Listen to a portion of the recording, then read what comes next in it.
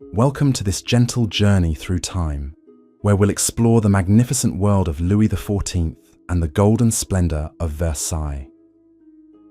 Tonight, as you settle into comfort, let me transport you to an age of absolute monarchy, where one man's vision transformed a humble hunting lodge into the most spectacular palace Europe had ever seen. Whether you're drifting towards sleep or simply seeking a peaceful escape, I'm honored you've chosen to spend these quiet moments with me. The year is 1643, and France awakens to a new reality. A 5-year-old boy has just become the most powerful monarch in Europe, though he doesn't yet understand the weight of the crown that now rests upon his small head. Louis Dieudonné, meaning God-given, would grow to embody the very essence of royal authority in ways that would reshape not just France, but the entire concept of kingship itself. Picture the boy king in the early morning hours at the Château de Saint-Germain-en-Laye, where sunlight streams through tall windows onto polished marble floors. His day begins not with the simple routines of childhood, but with an elaborate ceremony that will define his existence for the next 72 years.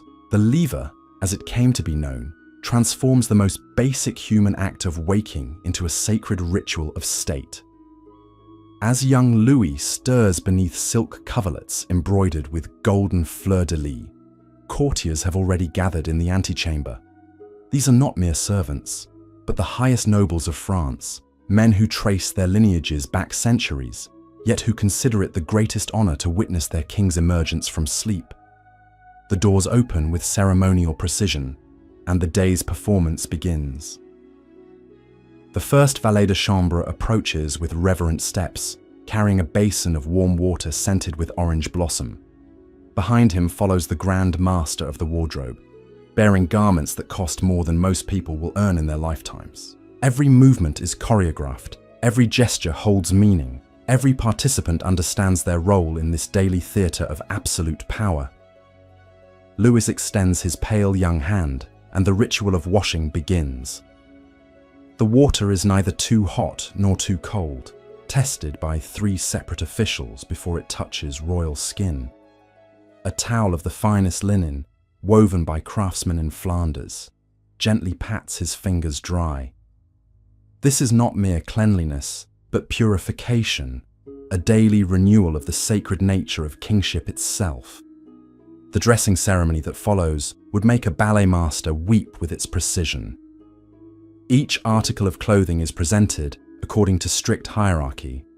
The shirt of silk so fine it seems woven from moonbeams is offered first by the highest-ranking nobleman present. If a duke is in attendance, he takes precedence over a count, who outranks a baron, in an endless cascade of social distinction that governs every moment of court life. Young Louis raises his arms, and the shirt settles around his small frame like a cloud. The breeches follow, made of velvet so soft it seems to absorb light rather than reflect it. Stockings of silk are pulled up thin legs that will one day carry him through countless ceremonies, diplomatic receptions, and military campaigns. Each garment is a masterpiece of craftsmanship, created by artisans who dedicate their entire lives to perfecting their trade. The shoes arrive on a silver tray, their buckles set with diamonds that catch the morning light and scatter rainbows across the chamber walls. These are not mere footwear, but instruments of majesty, designed to add height and presence to a king who must command respect through appearance as much as authority. The heels, already becoming a signature of French fashion, lift Louis above the common height of men, making him literally stand above his subjects. As the dressing concludes, breakfast is announced with the same formality that might herald a declaration of war. The royal table, set with porcelain from China and silver from the mines of Peru, awaits in an adjacent chamber. But even this simple meal becomes an exercise in court politics, as nobles vie for the privilege of serving each dish, of pouring each cup, of anticipating the king's every need. The chocolate, imported at enormous expense from Spanish colonies in the Americas, steams in a cup of such delicate beauty that it seems too precious to use. Louis sips carefully, his tutors having taught him that every public act, no matter how mundane, reflects upon the dignity of the crown.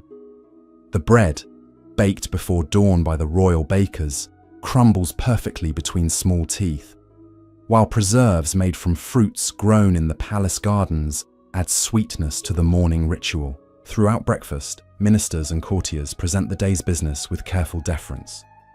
Letters from provincial governors describe conditions in distant parts of the realm.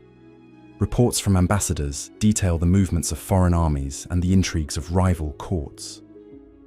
Even as a child, Louis absorbs these lessons in statecraft, learning that a king must be informed about everything that occurs within his domain and beyond its borders. The education of a future absolute monarch requires more than lessons in Latin and mathematics, though young Louis excels in both. His tutors, the finest scholars that gold can secure, understand that they are shaping not just a student, but the future of France itself. History lessons become studies in royal prerogative, as Louis learns how his ancestors expanded French territory and consolidated royal power. Geography transforms into strategic planning. As maps reveal the strengths and vulnerabilities of the realm he will one day govern without question or constraint. Language instruction takes on special significance, for Louis must communicate with diplomats and nobles from across Europe.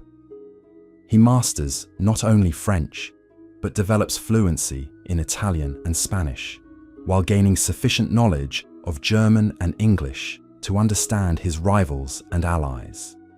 Each language opens new avenues of influence, new ways to project French power across the continent. But perhaps most important are the lessons in deportment and ceremony, for Louis learns that kingship is as much performance as governance. He practices walking with the measured pace that befits royalty, neither hurried nor sluggish, but deliberate and confident. His tutors teach him to hold his head at precisely the correct angle, to gesture with appropriate dignity, to speak with the clear voice that commands attention without seeming to demand it. Dancing masters arrive each afternoon to instruct the young king in the elaborate court dances that will become such a crucial part of Versailles culture. These are not mere entertainments, but political tools, ways of organizing court society and displaying royal magnificence. As Louis learns the intricate steps of the pavane and the stately measures of the saraband, he absorbs deeper lessons about rhythm, timing, and the careful orchestration of human behavior. The minuet, which will become his particular favorite, teaches patience and precision. Each movement must flow naturally into the next. Each gesture must serve the greater pattern. Each partner must know their role and perform it flawlessly.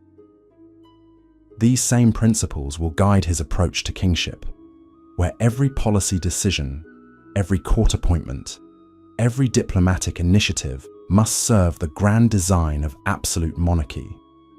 Music lessons complement the dancing, for Louis shows remarkable aptitude for both composition and performance. The lute, with its delicate strings and complex harmonies, becomes his preferred instrument. As his small fingers learn to pluck melodies from the wire strings, he discovers that music, like monarchy, requires both technical skill and artistic inspiration. The mathematical precision of musical intervals mirrors the careful balance of political forces, while the emotional power of harmony reflects the unity he must create among his diverse subjects. Afternoons often bring outdoor activities, for even a future absolute monarch needs physical exercise and fresh air. The gardens at Saint-Germain, though modest compared to what he will later create at Versailles, provide space for riding lessons that are as much about projecting royal authority as developing equestrian skills. Louis learns to sit his horse with the relaxed confidence that marks true nobility, to control a spirited mount through subtle pressure rather than obvious force. Hunting expeditions, that great passion of French royalty, begin as carefully supervised excursions into the nearby forests. These outings serve multiple purposes beyond recreation. They teach Louis about the natural world he will one day govern, about the forests that provide timber for his navy and fuel for his people. They develop his physical courage and his ability to make quick decisions under pressure, skills essential for both military leadership and political crisis management. The elaborate etiquette surrounding even these hunting parties provides constant lessons in hierarchy and precedence. Who rides closest to the king? Who may speak without being addressed? Who has the honor of presenting the day's kill? All these details matter enormously in a world where social position determines political influence.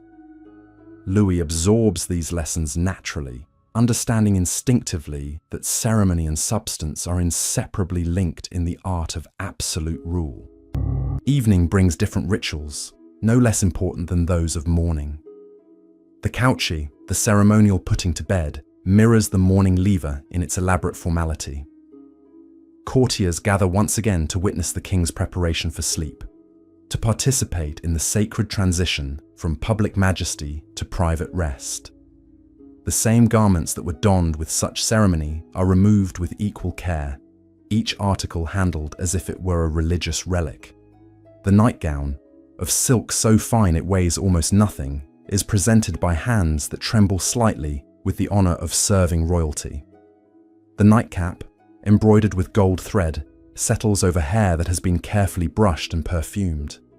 As young Louis settles beneath coverlets that cost more than most nobles spend in a year, courtiers withdraw with bows so deep they seem almost to genuflect. The chamber falls silent, except for the gentle crackling of the fire and the distant sounds of a palace that never truly sleeps. Guards stand watch outside his door, their presence a reminder that even in rest, a king remains the focus of his realm's attention and concern. But sleep does not come immediately to the boy who will become the Sun King. In the quiet darkness, Louis's mind processes the day's lessons, the endless stream of information, instruction, and ceremony that fills every waking hour. He is learning not just how to be a king, but how to be the king, the absolute center around which all of French society will revolve. These early years at Saint-Germain are merely preparation for what lies ahead. The hunting lodge at Versailles, currently little more than a modest retreat in the countryside, calls to his imagination. Already, the young king dreams of transforming it into something unprecedented. A palace that will embody the absolute monarchy he is destined to perfect. Destined to perfect. Dreams of grandeur fill the young monarch's sleeping hours, visions of marble halls and gilded ceilings dancing behind closed eyelids. But reality intrudes with the harsh lessons of political awakening, for France in the 1640s teeters on the edge of civil war. The Fronde, that great uprising of nobles and parliamentarians, will teach Louis his most crucial lesson about the nature of absolute power. The morning of August 26th, 1648, brings news that shatters the carefully ordered world of royal routine. Cardinal Mazarin, Louis's chief minister, and the man who guides the young king's political education, enters the royal chamber with unprecedented urgency. His usually composed features betray anxiety as he approaches the breakfast table, where 10-year-old Louis sits surrounded by the familiar rituals of morning ceremony. The Parliament of Paris has declared itself in permanent session, directly challenging royal authority. Nobles throughout the realm are forming alliances, preparing to resist the crown's taxation policies and administrative reforms. Most shocking of all, barricades have appeared in the streets of Paris itself, manned by citizens who dare to defy their divinely appointed king. Louis continues eating his breakfast with studied calm, but his dark eyes absorb every detail of Mazarin's report. The cardinal speaks in measured tones, explaining how the high nobles seek to limit royal power, how they dream of reducing the monarchy to a mere figurehead while they govern France through councils and assemblies.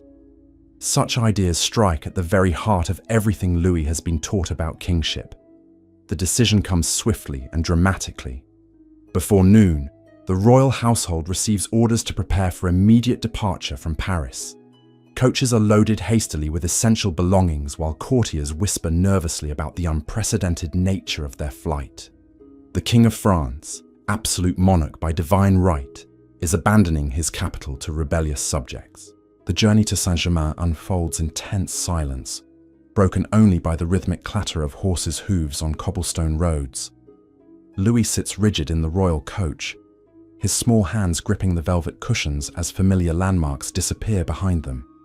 This is his first taste of political defeat, his introduction to the harsh reality that even absolute power must sometimes yield to overwhelming opposition. At Saint-Germain, the court settles into an uneasy exile that will last for months. The palace, normally bustling with hundreds of courtiers and servants, feels hollow and diminished. Many nobles have remained in Paris, their loyalty uncertain, their allegiance perhaps shifting toward the parliamentary forces that now control the capital. Louis's education takes on new urgency during these months of exile. His tutors emphasize military strategy and statecraft with fresh intensity, understanding that their young pupil faces challenges no French king has confronted for generations. Maps of France spread across classroom tables become battle plans as Louis learns to identify strategic positions, supply routes, and defensive strongholds. The lessons in royal ceremony continue, but now they carry deeper meaning. When Louis practices the elaborate protocols of court presentation, he understands that these rituals serve to reinforce royal authority in the minds of subjects who might otherwise question their king's power. Every bow, every carefully choreographed movement, every word of formal address helps maintain the mystique of absolute monarchy. Military advisors join the royal household during this period, teaching Louis the fundamentals of warfare that previous kings learned through actual battlefield experience. He studies the great campaigns of his predecessors, analysing how Henry IV used cavalry charges to break enemy lines, how Louis XIII employed artillery to reduce rebel strongholds. These are not abstract historical lessons, but practical instruction in the arts of war. The young king shows particular aptitude for understanding siege warfare, the methodical science of reducing fortified positions through patient investment and steady pressure. His tutors explain how cannons can breach the strongest walls, how engineers can undermine seemingly impregnable fortifications, how supply lines determine the outcome of extended campaigns. Louis absorbs these lessons with the intensity of someone who knows he may soon need to apply them. Winter brings reports of fighting throughout France as the civil war intensifies. Royal armies clash with parliamentary forces, while foreign powers watch eagerly for opportunities to exploit French weakness. Spain, France's ancient enemy, provides aid to the rebels, hoping to weaken French power permanently. The young king learns that his domestic enemies serve foreign interests, that rebellion against royal authority ultimately benefits France's enemies. The cold months also bring personal hardship to the royal household. Supplies run low as parliamentary forces control key roads and waterways. The elaborate meals that once marked royal dining give way to simpler fare, though the ceremonies surrounding them remain unchanged. Louis continues to dine in public, maintaining the fiction of royal magnificence even as reality grows increasingly austere. Letters arrive regularly from loyal provinces, describing the progress of royal armies and the wavering allegiances of local nobles. Louis reads these dispatches with growing sophistication, learning to distinguish between genuine intelligence and propaganda designed to encourage or deceive. He begins to understand that information itself is a weapon, that controlling the flow of news can be as important as winning battles. The spring of 1649 brings tentative negotiations between Crown and Parliament, delicate discussions that might end the civil war through compromise rather than conquest. Louis participates in these talks as an observer, watching skilled diplomats probe for weaknesses while concealing their own positions. He learns that successful negotiation requires the same patience and strategic thinking that characterizes effective military campaigns. But compromise proves elusive, as both sides demand concessions the other cannot accept. The parliamentarians insist on limitations to royal power that would fundamentally alter the nature of French monarchy. Louis, guided by Mazarin's counsel, refuses to accept restrictions that would reduce him to a ceremonial figurehead. The talks collapse amid mutual recriminations and renewed preparations for war. The military campaigns that follow provide Louis with his first direct exposure to armed conflict. though he remains safely behind the lines while professional soldiers do the actual fighting. He visits army camps where he observes the daily routines of military life, the constant drill and preparation that transforms individual soldiers into effective fighting units. The smell of gunpowder and the sound of cannon fire become familiar elements of his education as royal forces systematically reduce rebel strongholds. Louis watches engineers position artillery pieces, observing how mathematical calculations determine the trajectory and impact of cannonballs. He learns that warfare has become a science requiring technical knowledge as much as personal courage. Victory comes gradually through patient siege work and careful diplomacy that peels away parliamentary allies one by one. The rebellion collapses not through dramatic battlefield triumph, but through the steady erosion of rebel resources and morale. Louis observes how persistence and systematic pressure can overcome seemingly insurmountable opposition. The return to Paris in October 1652 marks a transformation in the young king's understanding of his role and responsibilities.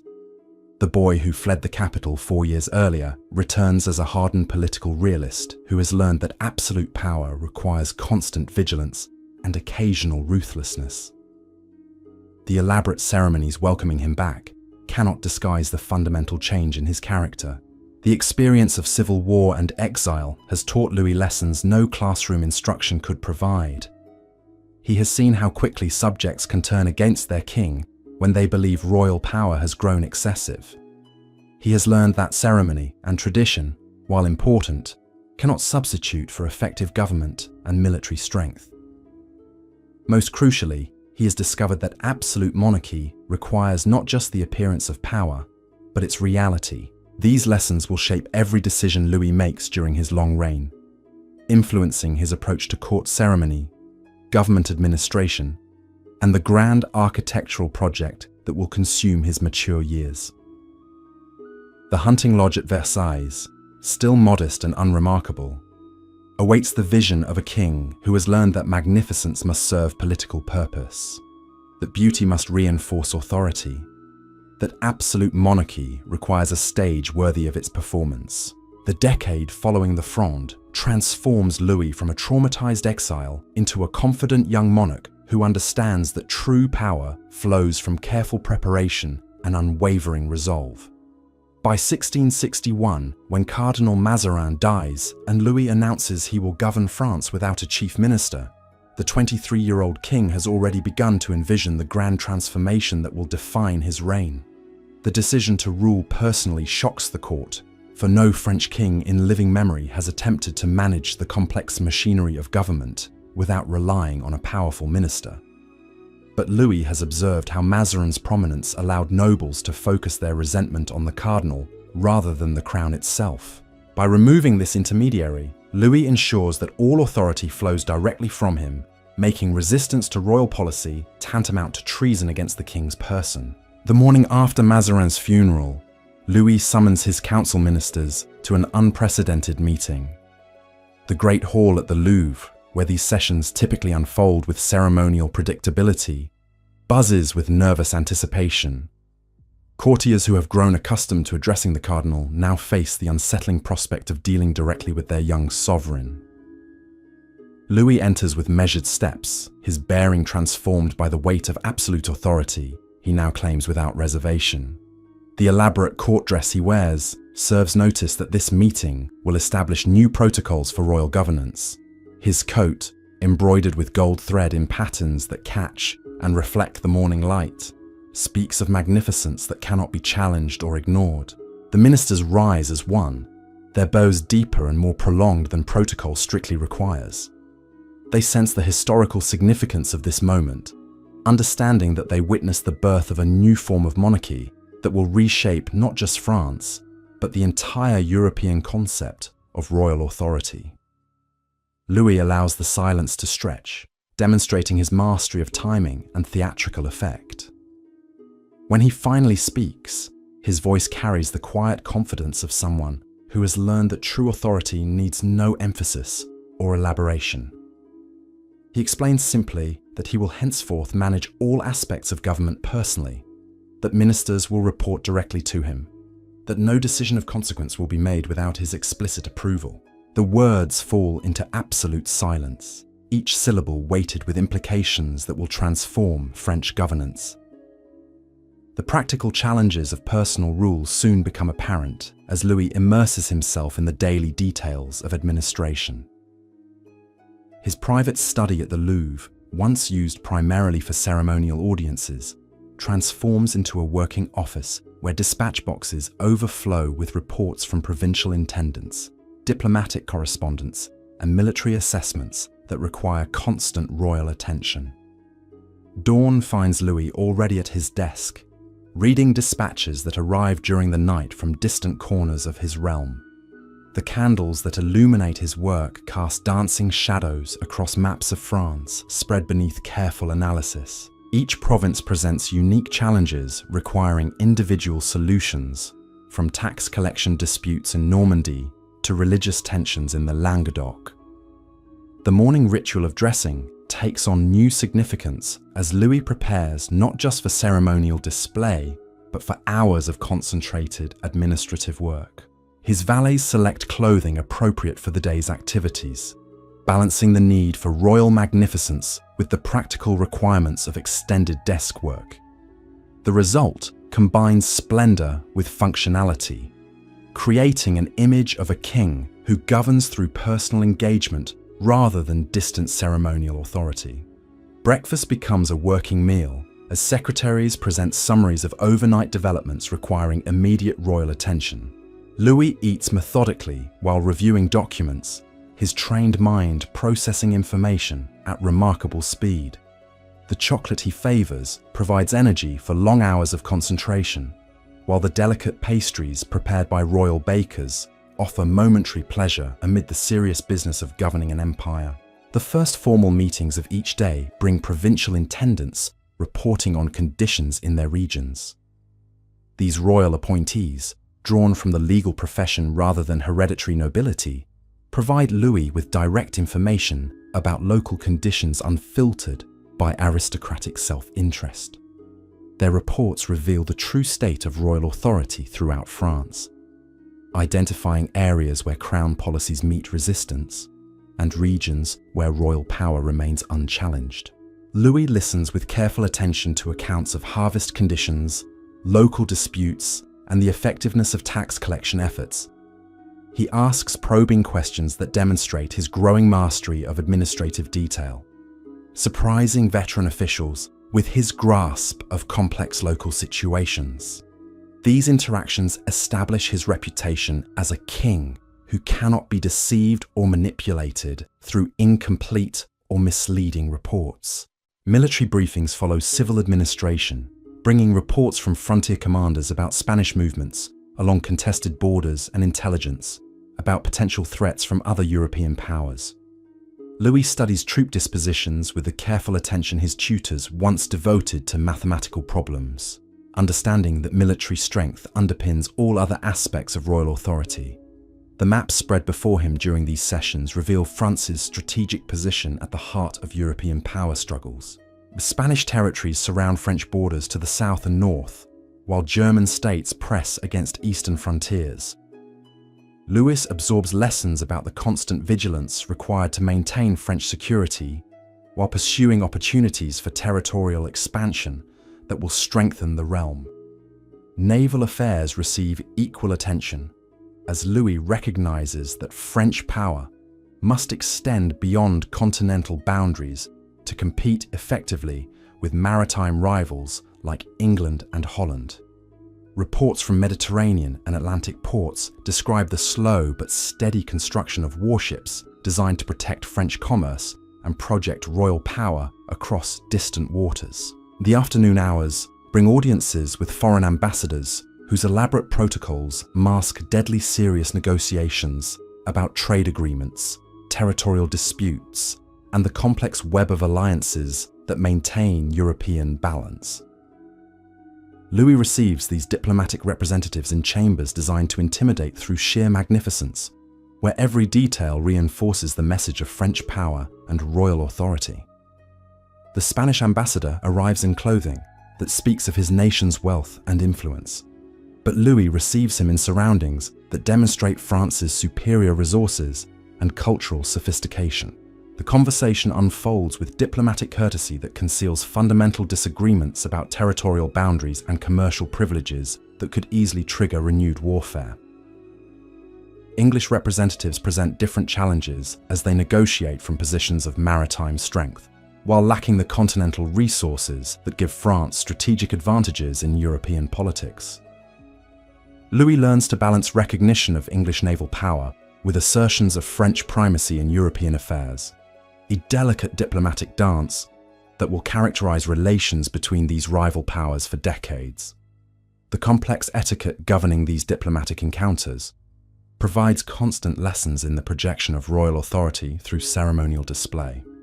Who stands where during formal presentations, which language serves for official communications, even the timing of various ceremonial elements all carry political significance that can influence the substance of negotiations.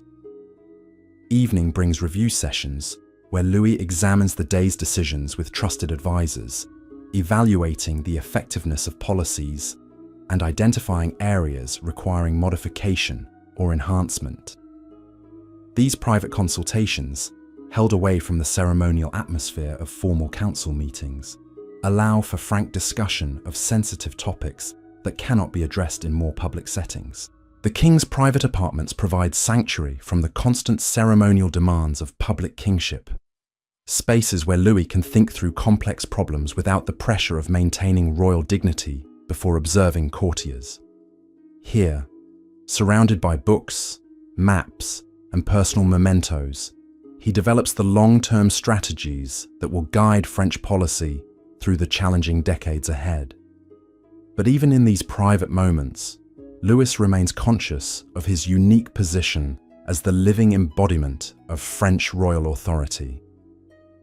The comfortable chairs and intimate furnishings cannot obscure the reality that every decision he makes affects millions of subjects whose welfare depends entirely on royal wisdom and effectiveness. This awesome responsibility shapes his approach to both major policy initiatives and seemingly minor administrative details. The correspondence that arrives daily from across France and throughout Europe provides a constant stream of information about conditions, opportunities, and threats that require royal attention. Louis reads these dispatches with growing expertise, learning to distinguish between routine reports and communications that signal developing crises requiring immediate intervention. Personal letters from other European monarchs carry special significance as they reveal the private thoughts and concerns of rulers who must maintain diplomatic courtesy in public while pursuing competing national interests. These intimate communications provide insights into royal psychology and strategic thinking that formal diplomatic channels cannot convey. As 1661 progresses into 1662, Louis's vision begins to crystallize around the ambitious project that will consume his energy and resources for the remainder of his reign. The modest hunting lodge at Versailles, currently serving as an occasional retreat from the pressures of court life, calls to his imagination with possibilities that transcend mere architectural renovation. The initial inspections of the Versailles property reveal both its potential and the enormous challenges involved in transforming it into a palace worthy of absolute monarchy. The existing structure, built by Louis XIII as a simple hunting retreat, provides an adequate foundation, but requires massive expansion to accommodate the grand vision taking shape in the king's mind. Louis walks the grounds with growing excitement, envisioning marble terraces where rough gardens currently struggle against sandy soil. The modest courtyard that serves the hunting lodge will become the foundation for reception halls that dwarf anything currently existing in Europe. The surrounding forests and marshland will be transformed into geometric gardens that demonstrate humanity's ability to impose order on the natural world. The scale of the proposed transformation staggers even the most experienced architects and engineers consulted about the project's feasibility. Jules Hardouin-Mansart, the brilliant architect who will eventually oversee much of the construction, initially suggests more modest renovations that would expand the existing lodge, while preserving its essential character. But Louis's vision transcends practical limitations, demanding innovations in construction techniques, garden design, and decorative arts that will establish new standards for royal magnificence. He speaks of a palace that will serve not just as a residence, but as a stage for the elaborate ceremonies that will reinforce absolute monarchy through constant display of royal power and cultural sophistication. The first construction crews arrive at Versailles in the spring of 1662, beginning the massive earth-moving operations required to level ground and drain marshes for the palace foundations. The work proceeds with military precision as hundreds of laborers reshape the landscape according to carefully prepared plans that envision gardens, courtyards, and approach roads laid out with geometric precision. Louis visits the construction site regularly, observing progress with the same attention he devotes to military campaigns and diplomatic negotiations. He understands that Versailles represents more than architectural achievement, that it will serve as the physical embodiment of absolute monarchy and the stage for ceremonies that will transform French noble society into an instrument of royal authority. The daily routine of construction management provides Louis with welcome relief from the pressures of governing France's complex administrative machinery. At Versailles, surrounded by the organized chaos of massive construction projects, he can witness tangible progress toward goals that will define his legacy as the most magnificent monarch in European history. Monarch in European history. The transformation of Versailles begins with the simplest yet most revolutionary decision Louis makes about the nature of royal living. Unlike previous French kings who moved seasonally between various chateaux, Louis envisions a permanent court that will never leave his magnificent creation. This single choice will reshape not just architecture, but the entire structure of French noble society. The morning mist clings to the construction site as Louis arrives for his daily inspection in the autumn of 1662. Workers have been laboring since before dawn, their torches creating pools of flickering light in the pre-dawn darkness. The sound of hammers striking stone echoes across the expanding courtyard, where master masons shape blocks of cream-coloured limestone that will form the palace's elegant facade. Louis dismounts from his horse with practiced grace, his boots crunching on the gravel paths that wind between supply wagons loaded with marble from Italian quarries and timber from the forests of Normandy.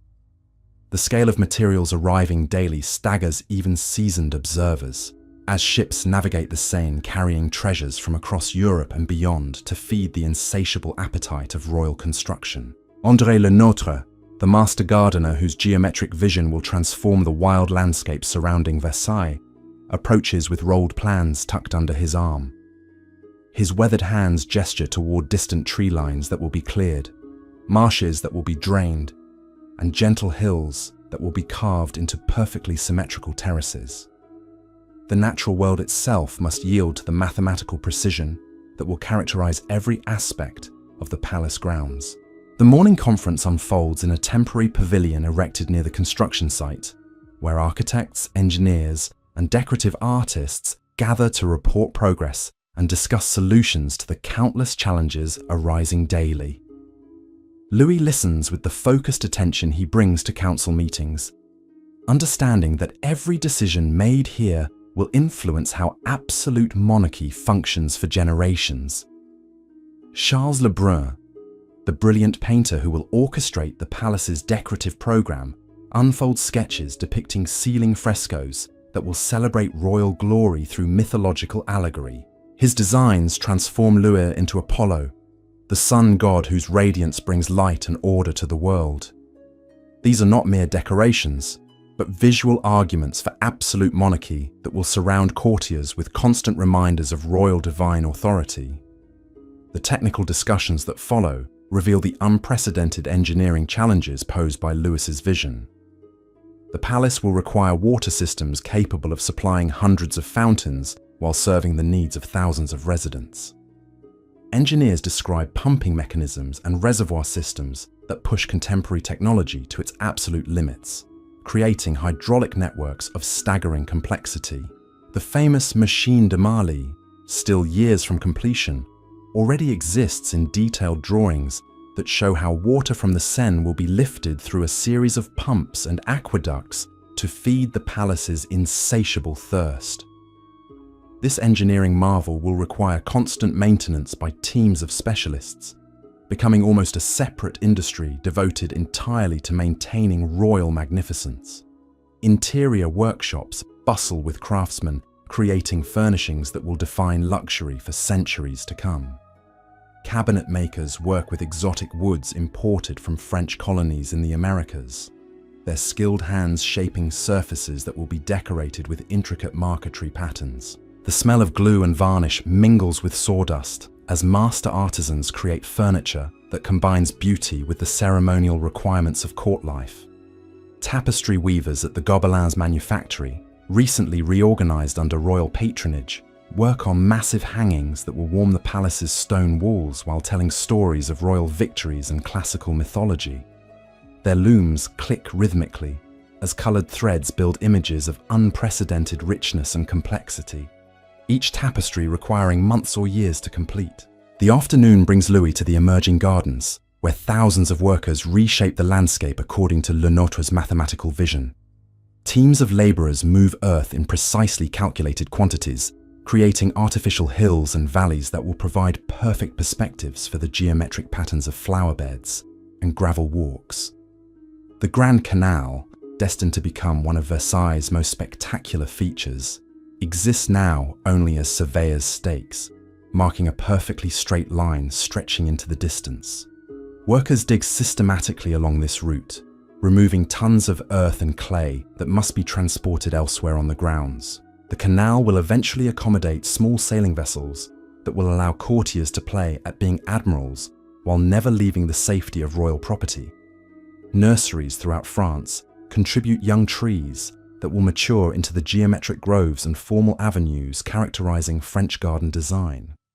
Gardeners carefully transplant these specimens, arranging them in patterns that will create outdoor rooms where court ceremonies can unfold, surrounded by living architecture that changes subtly with the seasons while maintaining its essential formal structure. The orangery, designed to shelter hundreds of citrus trees during winter months, rises from foundations carved directly into a hillside. This massive underground structure will maintain temperatures suitable for Mediterranean plants throughout the harsh French winter, allowing Louis to enjoy fresh oranges and lemons while snow covers the palace grounds. Evening finds Louis in his temporary quarters at the old hunting lodge, reviewing architectural drawings by candlelight while construction sounds gradually fade into the peaceful silence of countryside night. The modest rooms that once satisfied his father seem increasingly inadequate as he contemplates the magnificent apartments taking shape in the expanding palace wings. His private study fills with correspondence from European courts, whose rulers watch the Versailles project with mixtures of admiration and alarm. The scale of expenditure troubles foreign observers who calculate that Louis is investing resources equivalent to entire national budgets in this single architectural statement. They fail to understand that magnificence itself serves as a weapon of diplomacy, demonstrating French power more effectively than armies or treaties. Letters from provincial intendants describe the economic impact of Versailles construction throughout France.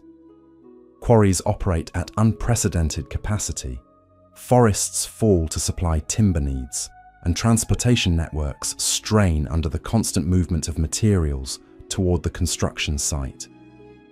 Entire industries reshape themselves to serve royal architectural ambitions. The human cost of construction becomes apparent in reports from site supervisors describing the constant flow of workers seeking employment at Versailles. Skilled craftsmen abandon other projects to join the royal workforce, drawn by wages higher than anything available elsewhere. The palace becomes a magnet attracting talent from across France and beyond, concentrating artistic and technical expertise at unprecedented levels. Winter construction proceeds despite weather that would halt most projects, as Louis insists that work continue regardless of conditions. Braziers warm workers' hands while they lay stone in freezing temperatures, their dedication to royal service overcoming physical discomfort. The king himself appears regularly despite harsh conditions, demonstrating the commitment he expects from others. The Christmas season of 1662 brings the first formal entertainment at Versailles, though the palace remains far from completion. Louis hosts a modest celebration in the existing lodge, but already his guests sense the magnitude of what is taking shape around them. Musicians perform in rooms that will soon be demolished to make way for grander spaces, while courtiers dance on floors that will be replaced with precious marble. The new year opens with expanded construction schedules as Louis accelerates the building program, impatient to see his vision realized. Additional work crews arrive daily, swelling the population of temporary housing that springs up around the construction site. The area begins to resemble a military camp, dedicated to architectural rather than martial objectives. Diplomatic visitors who arrive to observe French construction methods return home with reports that alarm their governments. The resources being devoted to Versailles suggest French wealth and organizational capability that exceeds most nations' military budgets. European powers begin to recalculate the balance of continental power based on evidence of French prosperity visible in every stone laid at the expanding palace. The spring of 1663 brings completion of the first major construction phase, allowing Louis to occupy apartments that, while still modest by his ultimate standards, surpass anything available at existing royal residences. The rooms feature innovations in comfort and convenience that will influence domestic architecture throughout Europe, from improved heating systems to more efficient lighting arrangements. The famous Hall of Mirrors remains years from completion, but its eventual location is already marked by temporary walls that will be demolished when construction reaches that phase. Louis walks through these spaces daily, envisioning the gallery of unprecedented magnificence that will serve as the ceremonial heart of his palace, where diplomatic receptions will unfold surrounded by reflections that multiply royal splendor infinitely. Court life begins its gradual migration from Paris and other royal residences as Louis spends increasing amounts of time at Versailles. Nobles who wish to maintain access to royal favor must follow the king to his construction site, adapting to living conditions that improve weekly but remain challenging compared to established palaces. The inconveniences of construction site living become part of court culture as nobles compete to demonstrate their dedication to royal service through willingness to endure temporary hardships. Dust from construction work settles on elegant clothing, while the sounds of hammering and sawing provide constant background to court ceremonies. These conditions create bonds among courtiers who share the experience of participating in history's most ambitious architectural project. Louis establishes daily routines that accommodate both his governmental responsibilities and his passionate involvement in palace construction. Morning audiences with ministers occur in rooms where plaster dust occasionally drifts from ongoing work overhead, while afternoon inspections of construction progress become as regular as traditional royal hunts. The king's personal involvement in every aspect of design and construction amazes professional architects and craftsmen who have never worked with a patron so knowledgeable about technical details. Louis reviews plans with the expertise of someone who understands both aesthetic principles and practical construction requirements, offering suggestions that often improve upon original designs. His famous attention to detail manifests in daily examinations of work quality, from the precision of stone carving to the alignment of garden paths. Workers learn that their royal patron notices everything, that sloppy workmanship will be discovered and corrected. This personal oversight ensures construction standards that surpass anything previously achieved in European architecture. The evening hours bring Louis to his private apartments, where he continues working on palace plans while managing the complex business of governing France. His desk overflows with architectural drawings alongside diplomatic correspondence, military reports, and administrative documents requiring royal attention. Versailles and France develop together under his unified direction. Foreign artisans arrive regularly to contribute specialized skills unavailable among French craftsmen. bringing techniques learned in Italian palaces, Flemish workshops, and German courts. These international influences blend with French traditions under Louis's coordinating vision, creating artistic syntheses that will define European taste for generations. The growing palace becomes a laboratory for innovations in decorative arts, furniture design, and ceremonial protocol that will influence courts throughout Europe.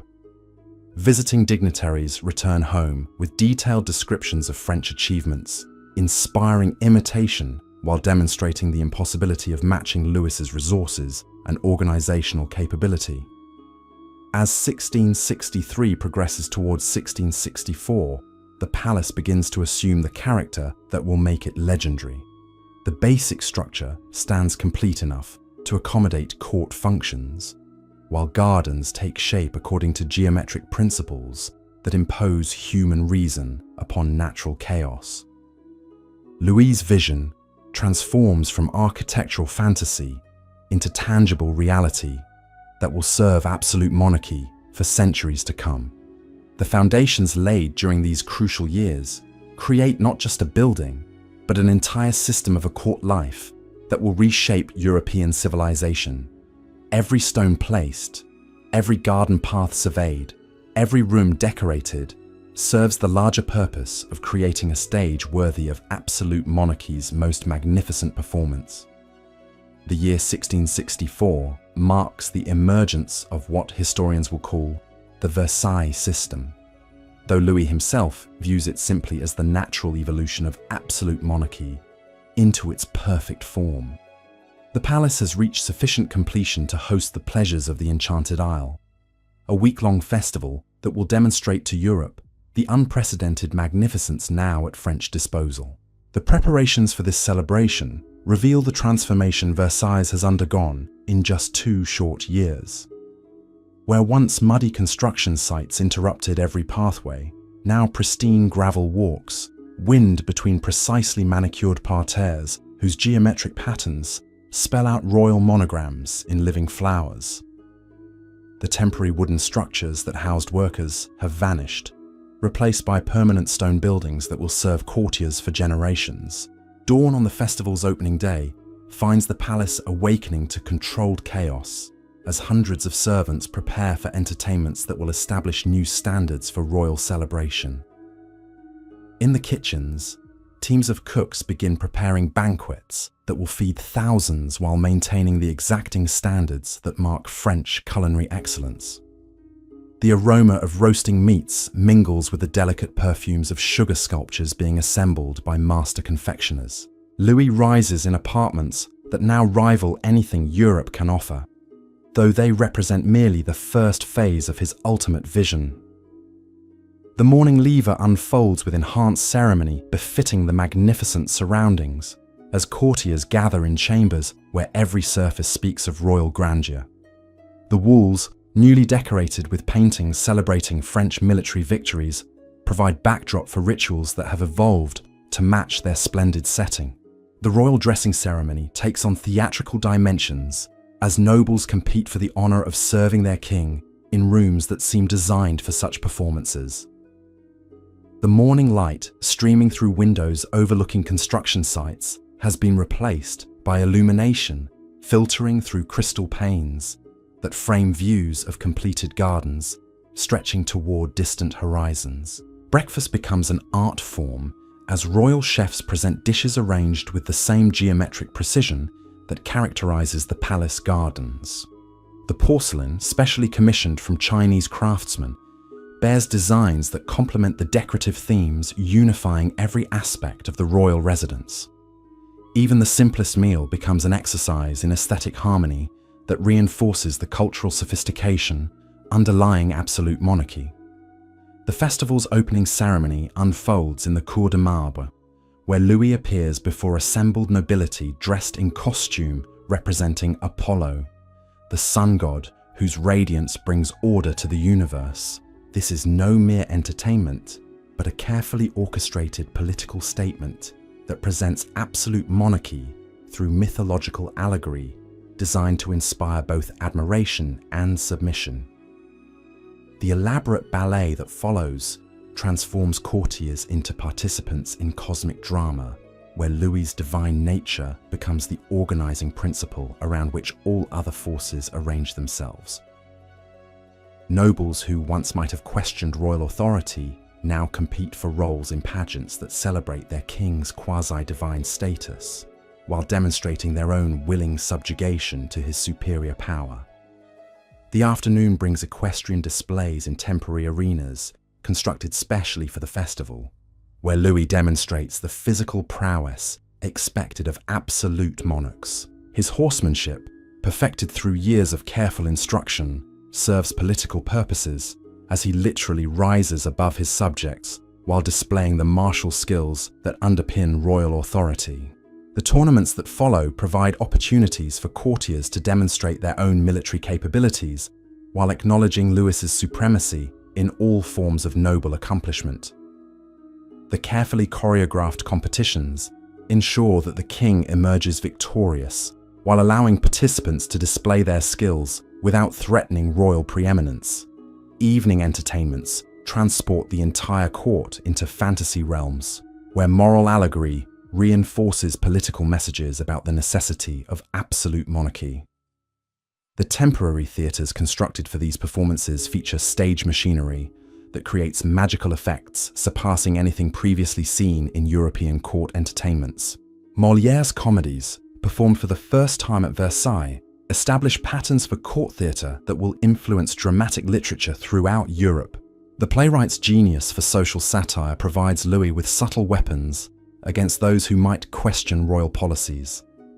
As aristocratic follies become subjects for royal laughter shared by the entire court community, the musical entertainments, composed by Jean-Baptiste Lully, transform the palace into an enormous instrument where every space contributes to harmonic effects that envelope listeners in sound designed to elevate the spirit while reinforcing royal magnificence.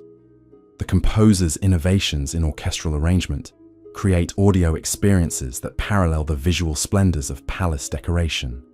The fireworks displays that conclude each evening push pyrotechnic art beyond previous limits, creating celestial spectacles that seem to bring heaven itself into royal service. The rockets and coloured flames that illuminate the night sky above Versailles announce French achievements to neighbouring territories, while providing metaphors for royal power that can transform darkness into brilliant illumination. Between public entertainments, Louis conducts the serious business of government in chambers, where the competing demands of statecraft and celebration create unique challenges. Ministers present policy recommendations, while musicians rehearse in adjacent rooms.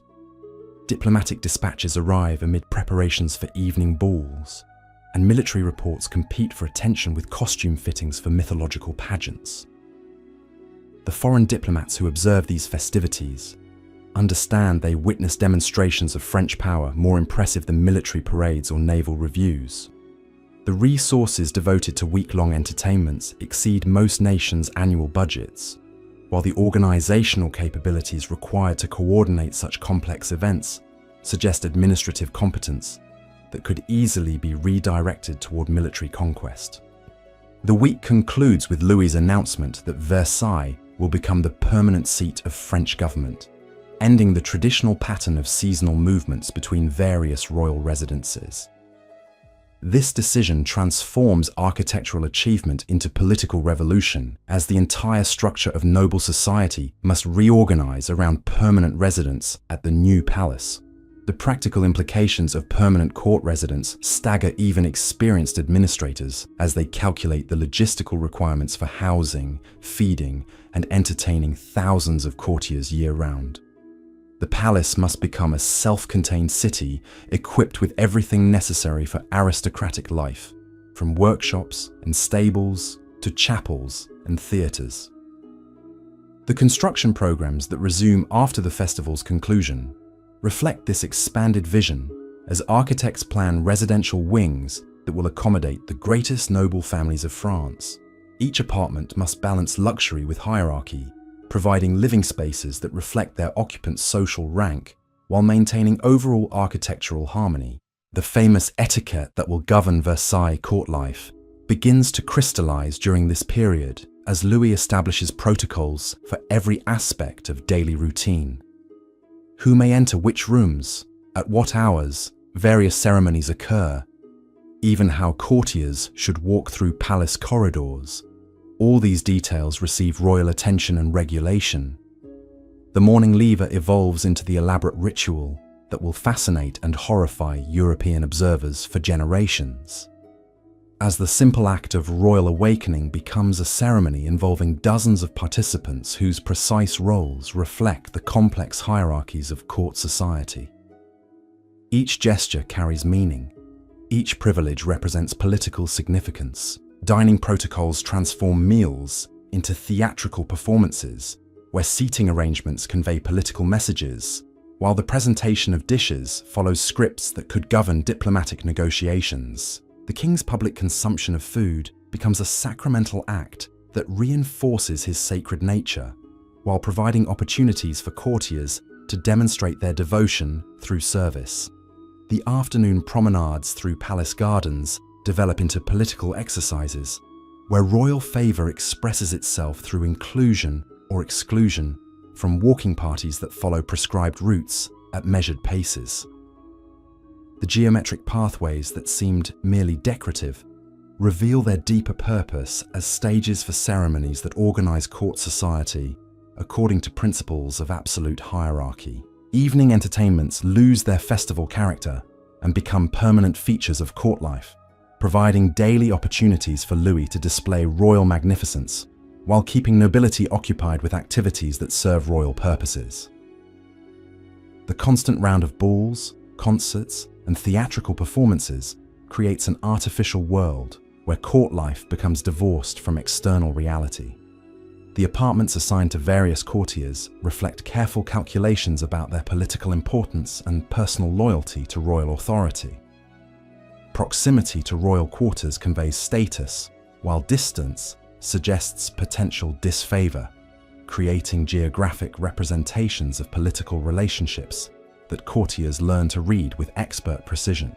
The daily routines that develop during this period establish patterns that will govern French court life for over a century, creating systems so complex and demanding that courtiers have neither time nor energy to contemplate political resistance. The elaborate ceremonies that fill every waking hour serve to exhaust potential opposition while reinforcing royal authority through constant repetition of submission rituals. The economic impact of permanent court residence extends far beyond palace walls as entire industries reorganize themselves to serve aristocratic needs. Luxury craftsmen establish workshops in nearby towns. Agricultural producers redirect their output toward palace kitchens, and transportation networks develop to supply the countless materials required for maintaining royal magnificence. The cultural influence of Versailles begins to radiate throughout Europe as visiting dignitaries return home with detailed accounts of French achievements in architecture, decoration, and ceremonial display.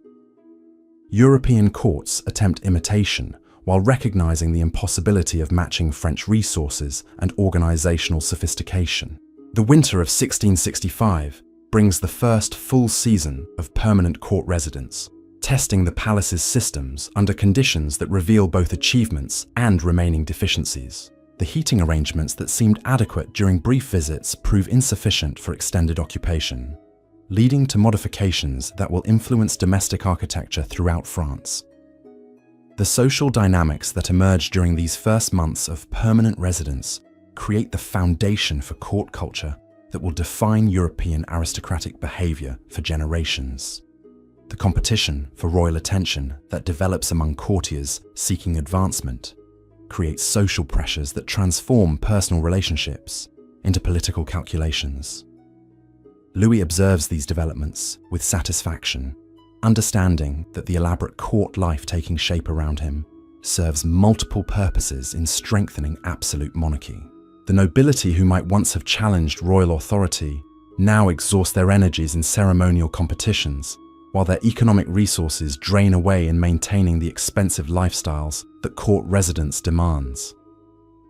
The spring of 1666 brings renewed construction activity as Louis expands his architectural vision to encompass the Grand Trianon, a smaller palace that will provide intimate retreat from the increasingly elaborate ceremonies of main court life. This project represents maturation in royal thinking about the balance between public magnificence and private comfort. The gardens achieve new levels of sophistication as Le Nôtre's designs reach full implementation, creating outdoor spaces that function as extensions of palace interiors. The famous bosquets, outdoor rooms carved from living walls of precisely trimmed hedges, provide venues for intimate entertainments that complement the grand ceremonies of main palace spaces. The water features that will make Versailles legendary begin to function as engineering systems reach sufficient development to supply the hundreds of fountains that transform the gardens into aquatic theatres. The sound of flowing water provides constant musical accompaniment to court activities, while demonstrating the technological mastery that underlies royal power. By summer's end, Louis surveys his creation with justifiable pride, knowing that he has achieved something unprecedented in European history. Versailles stands complete enough to serve its intended purpose as the perfect stage for absolute monarchy, while ongoing construction ensures that the palace will continue evolving toward ever greater magnificence. The teenage boy who once fled Paris in fear and humiliation has created an environment where such challenges to royal authority become literally unthinkable, where the very architecture serves to reinforce absolute monarchy through beauty so overwhelming that resistance seems not just futile, but aesthetically offensive. As the sun sets over the palace gardens on this summer evening in 1666, casting long shadows across geometric parterres that speak of human reason imposed upon natural chaos, Louis understands that his greatest achievement lies not in what he has built, but in what he has made possible for the future of absolute monarchy in France and throughout Europe. Europe. The decade that follows sees Louis refine the art of absolute monarchy into a system so perfectly orchestrated that it operates like the mechanical marvels displayed in his private cabinet of curiosities. Each morning at Versailles begins with precision that would make a clockmaker weep, every movement calculated to reinforce the divine nature of royal authority, while creating an atmosphere of such overwhelming magnificence that opposition becomes not just impossible, but inconceivable. The dawn of September 14th, 1672, finds the palace already stirring with the quiet efficiency of a well-rehearsed performance. In the kitchens far below the royal apartments, armies of servants begin their daily transformation of raw ingredients into culinary poetry. The head chef, his white cap pristine despite the controlled chaos around him, orchestrates breakfast preparations that will feed not just the royal family, but hundreds of courtiers whose presence at the morning lever represents the beating heart of French political life. Steam rises from copper cauldrons, where broths simmer with herbs gathered from the palace gardens at precisely the moment when morning dew still clings to their leaves. The bread ovens, fired before midnight to achieve perfect temperatures, yield loaves with crusts that crack like thunder when broken, releasing aromas that speak of wheat fields stretching endlessly across the French countryside. The chocolate, still an exotic luxury that demonstrates French reach into distant colonial territories, arrives in delicate porcelain cups, whose patterns mirror the geometric designs of the palace gardens. Each sip represents not just pleasure, but power, the ability to command resources from across the globe for the satisfaction of royal taste. In the royal apartments above, Louis stirs beneath coverlets woven with gold thread so fine that it seems spun from captured sunlight. The chamber where he sleeps has evolved far beyond the modest hunting lodge rooms of his youth, now featuring walls decorated with frescoes that transform his rest into cosmic allegory. Apollo, his mythological alter ego, guides the sun's chariot across painted skies, while Louis himself awakens to begin another day of earthly rule. The morning light filtering through crystal windows illuminates a room where every object serves both practical and symbolic purposes. The chairs, crafted by master furniture makers, whose skills represent generations of accumulated expertise, combine comfort with ceremonial dignity, their carved legs terminating golden sun symbols that catch the dawn light and scatter it across Persian carpets, whose intricate patterns tell stories of French diplomatic reach into distant Eastern courts. The famous lever begins with the entrance of the premier valet de chambre, whose measured steps across marble floors create whispered echoes that seem to announce the beginning of another day in the reign of the Sun King. His silver basin, filled with water warmed to precisely the temperature that royal skin requires, reflects morning light in patterns that dance across the chamber walls like captured stars. Behind him follows a procession of courtiers, whose presence represents the highest honor French nobility can achieve. The Duke of Orléans, Louis's brother, enters with the particular grace that marks royal blood, his mourning costume chosen to complement, but never compete with royal magnificence. The Prince de Condé, hero of military campaigns that expanded French territory, bows with the practiced precision of someone who understands that ceremony and substance interweave in the fabric of absolute monarchy. The ritual of royal washing unfolds with choreographic perfection as Louis extends hands that have signed treaties, ordered armies into battle, and guided France toward unprecedented prosperity.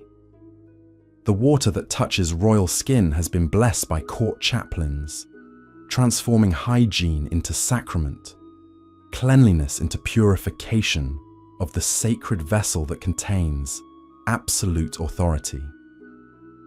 The dressing ceremony that follows represents theatre of the highest order, as courtiers compete for the privilege of presenting each article of royal clothing. The shirt, woven from silk so fine it seems to float rather than drape, settles around the royal torso like morning mist embracing the palace gardens. The breeches, cut by tailors whose reputations rest on their ability to enhance royal dignity through perfect fit, transform the king's human form into an idealized representation of majesty itself. The stockings, knitted by craftswomen whose families have served French royalty for generations, embrace royal legs that must carry the weight of absolute authority through another day of ceremonies, designed to reinforce divine right through constant display. The garters, decorated with diamonds that capture and multiply the chamber's light, serve functional purposes while proclaiming the wealth that underlies royal power. The shoes arrive on silver salvers, their buckles set with gems that represent the tribute of conquered territories, transformed into ornaments of royal magnificence. The famous red heels, now copied throughout European courts, lift Louis above common height, while their colour speaks of the bloodshed by royal armies in defence of French interests. Each step he takes will leave invisible marks of authority upon floors that have witnessed the transformation of feudal France into absolute monarchy. The mourning coat, its embroidery depicting scenes of royal triumph through mythological allegory, settles around royal shoulders with the weight of ceremonial responsibility. The golden threads that trace patterns of laurel leaves and solar symbols catch the light and create halos of reflected brilliance that seem to emanate from the royal person itself. The final touch comes with the presentation of the royal sword, its jeweled hilt representing not mere decoration, but the ultimate source of royal authority. The blade, forged by master smiths and blessed by court chaplains, symbolizes the divine right that flows through royal hands into every aspect of French governance. When Louis fastens it to his side, the transformation from sleeping man to reigning monarch achieves completion. Breakfast unfolds in chambers where every detail reinforces royal supremacy through aesthetic overwhelming of the senses. The table, set with porcelain so delicate it seems too precious for use, creates a landscape of culinary artistry where each dish represents not just nourishment, but demonstration of French superiority in all forms of human achievement. The morning chocolate arrives in cups whose gold rims catch the light and create coronas around royal lips as Louis sips the precious liquid. The pastries, shaped by master bakers into architectural miniatures that mirror the palace itself, crumble at royal touch to release flavors that speak of sugar plantations in distant colonies and spice routes that acknowledge French commercial dominance. The fruit, selected from palace gardens where hundreds of gardeners tend exotic species transported from across the globe, provides sweetness that represents nature's tribute to royal authority.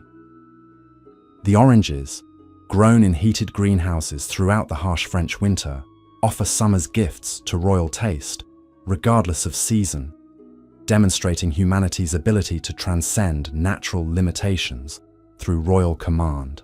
During this morning meal, ministers present the day's business with reports that reveal the scope of royal authority extending across continental France and into territories that acknowledge French supremacy. Provincial intendants describe harvest conditions that will determine tax revenues, while military commanders provide intelligence about Spanish movements along contested frontiers. The morning audiences that follow breakfast bring streams of petitioners whose presence in royal chambers represents the culmination of months or years of preparation for these brief moments of direct access to absolute authority. Provincial nobles arrive with grievances that only royal justice can resolve, their elaborate costumes representing family treasures accumulated over generations in preparation for this supreme moment of royal attention. The Duke of Burgundy approaches with measured steps that reflect a lifetime of training in court protocol, his petition regarding territorial disputes requiring royal wisdom to resolve conflicts that lesser authorities cannot address. His words, chosen with careful precision to demonstrate both respect and urgency, fall into the sacred silence that surrounds royal presence, like incense around altar flames. Behind him waits the Marquis de Maintenon, whose concerns about provincial administration require royal guidance that will affect thousands of subjects whose welfare depends entirely upon royal wisdom and benevolence. Her presence in these masculine chambers represents the unique position she has achieved through intelligence and discretion that complement rather than challenge royal authority. The morning councils that conclude these audiences bring together the finest administrative minds in France for discussions that will shape policy affecting millions of subjects and influence the balance of European power. The chamber where these meetings unfold features walls decorated with maps that reveal the scope of territories acknowledging French supremacy, from the Rhine frontier to Mediterranean ports that serve French commercial interests. Louis presides over these discussions with authority that has matured through decades of personal governance, his questions revealing understanding of complex issues that surpasses the expertise of ministers who have devoted their careers to specific administrative areas. His memory for detail amazes veteran officials who discover that casual comments from previous meetings have been absorbed and integrated into royal thinking about long-term policy development. The diplomatic correspondence that arrives during these sessions provides constant reminders of French influence extending far beyond national boundaries into courts throughout Europe, where royal relatives and allies pursue policies coordinated with French interests. Letters from the court of Savoy describe Italian political developments, while dispatches from German principalities reveal the impact of French cultural influence on European noble society. The military reports that follow diplomatic briefings reveal the constant vigilance required to maintain French security while pursuing opportunities for territorial expansion that will strengthen the realm without triggering coalitions among rival powers. Maps spread across council tables show troop dispositions along multiple frontiers, where French forces maintain readiness for campaigns that might be necessary to defend royal interests. The afternoon brings Louis to the gardens, where his daily promenade serves purposes that extend far beyond exercise into carefully choreographed displays of royal accessibility combined with unapproachable magnificence. The geometric pathways that wind between precisely manicured parterres provide stages for encounters that can advance or destroy courtier careers through subtle signals of royal favour or disfavour. The walking party that forms around the king, includes carefully selected nobles whose presence represents the current configuration of court politics.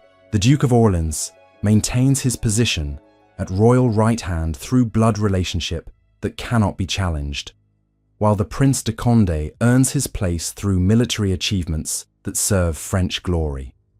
Behind them follow courtiers whose positions reflect more fluid calculations about loyalty, usefulness, and potential threat to royal authority.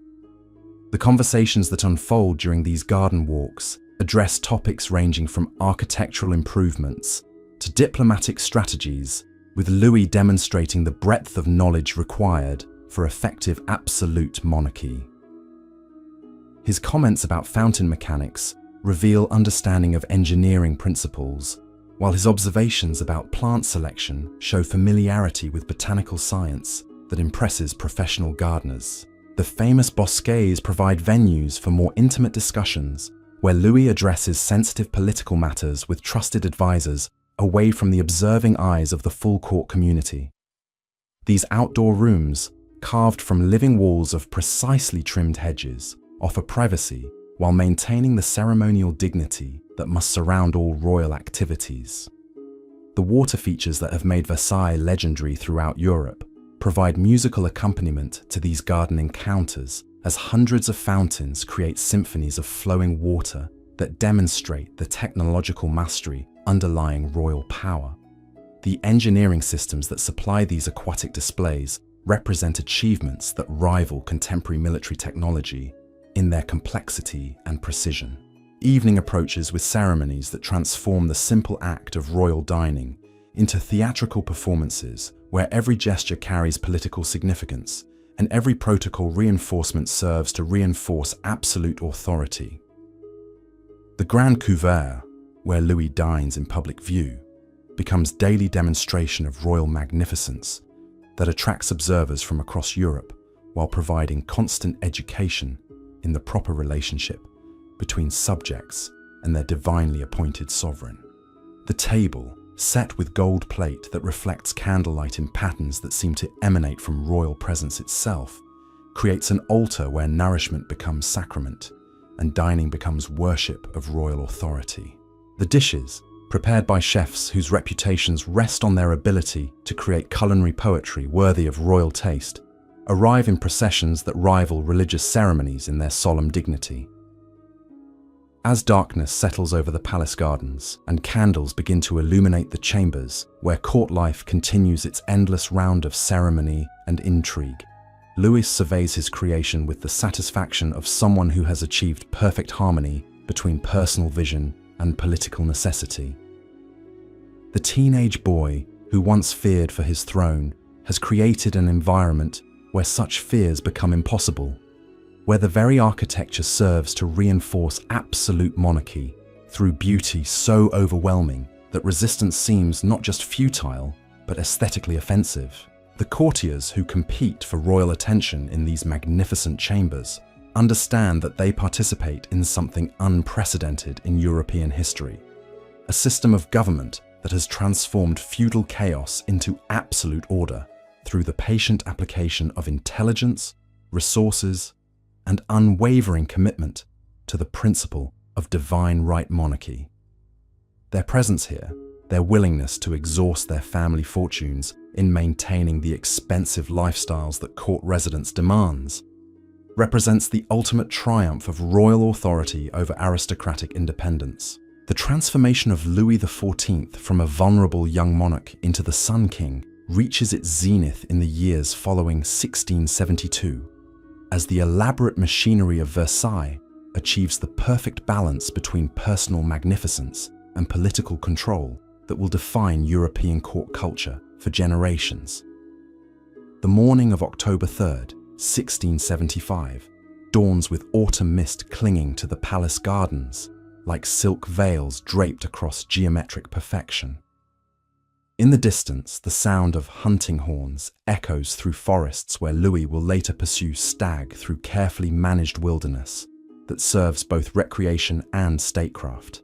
The hunt, that most aristocratic of pastimes, has evolved under royal direction into complex political theatre where favour and disfavour express themselves through inclusion or exclusion from the most intimate royal activities. The royal stables, architectural marvels in their own right, house hundreds of horses whose breeding represents decades of careful selection designed to produce mounts worthy of absolute monarchy.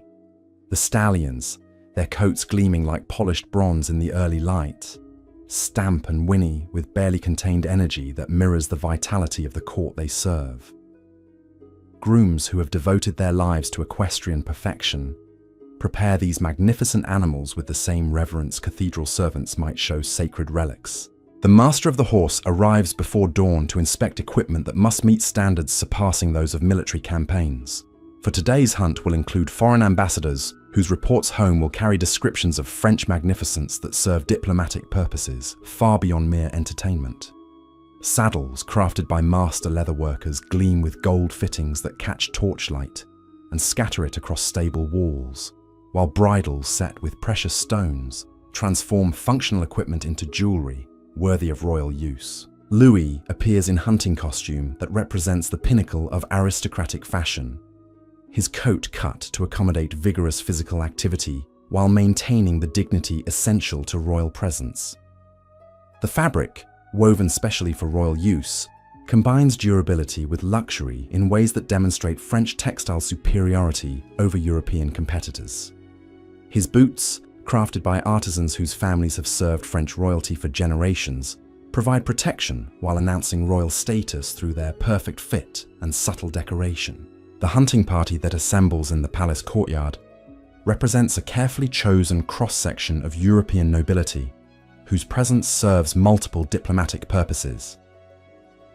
The English ambassador, his mount selected to complement his national pride without overshadowing royal magnificence, carries messages from King Charles that require delicate handling of sensitive territorial negotiations.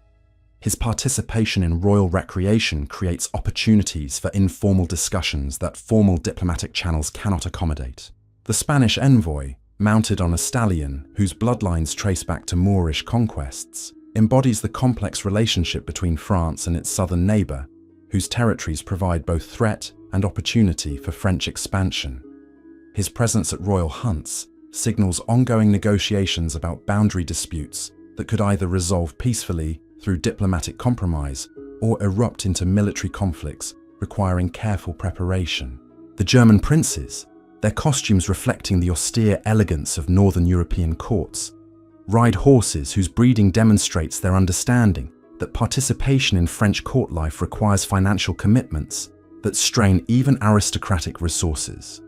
Their willingness to maintain such expensive displays of loyalty provides Louis with evidence of French cultural influence extending deep into territories that acknowledge imperial rather than royal authority.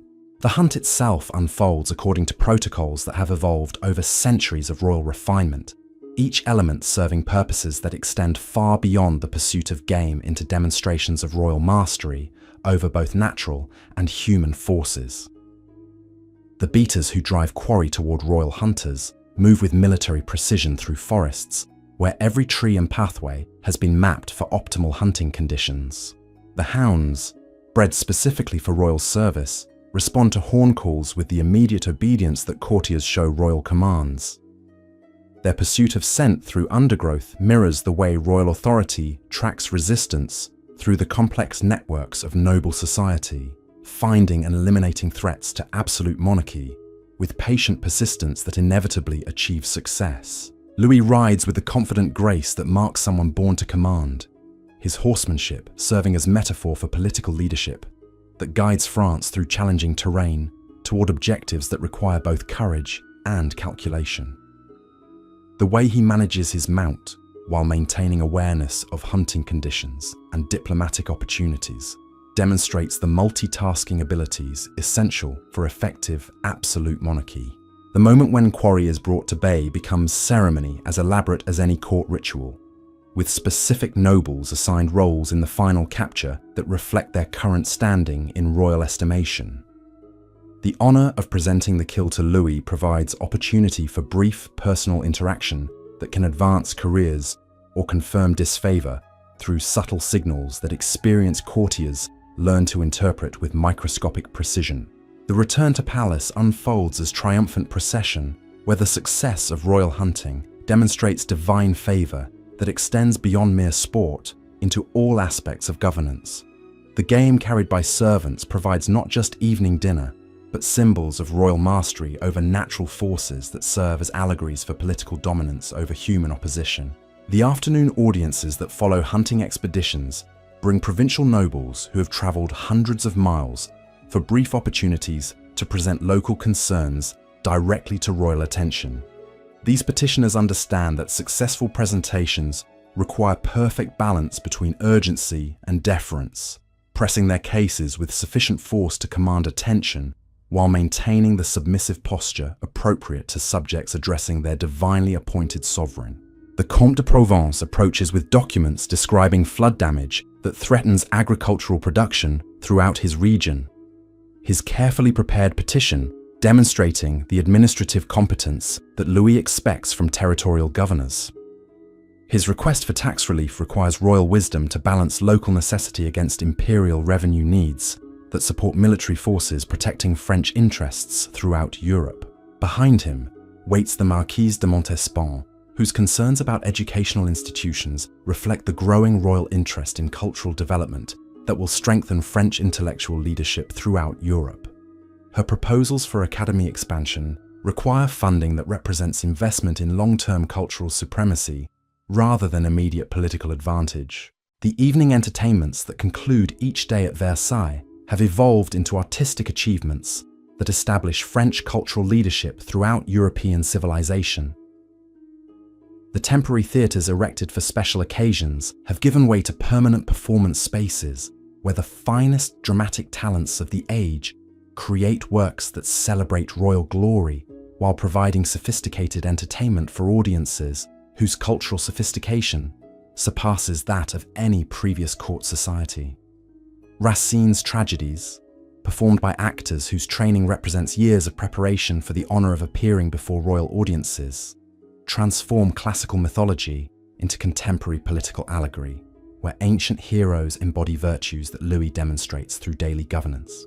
The Alexandrine verses that flow from trained voices create linguistic music that elevates French language to artistic heights that inspire imitation throughout European literary circles.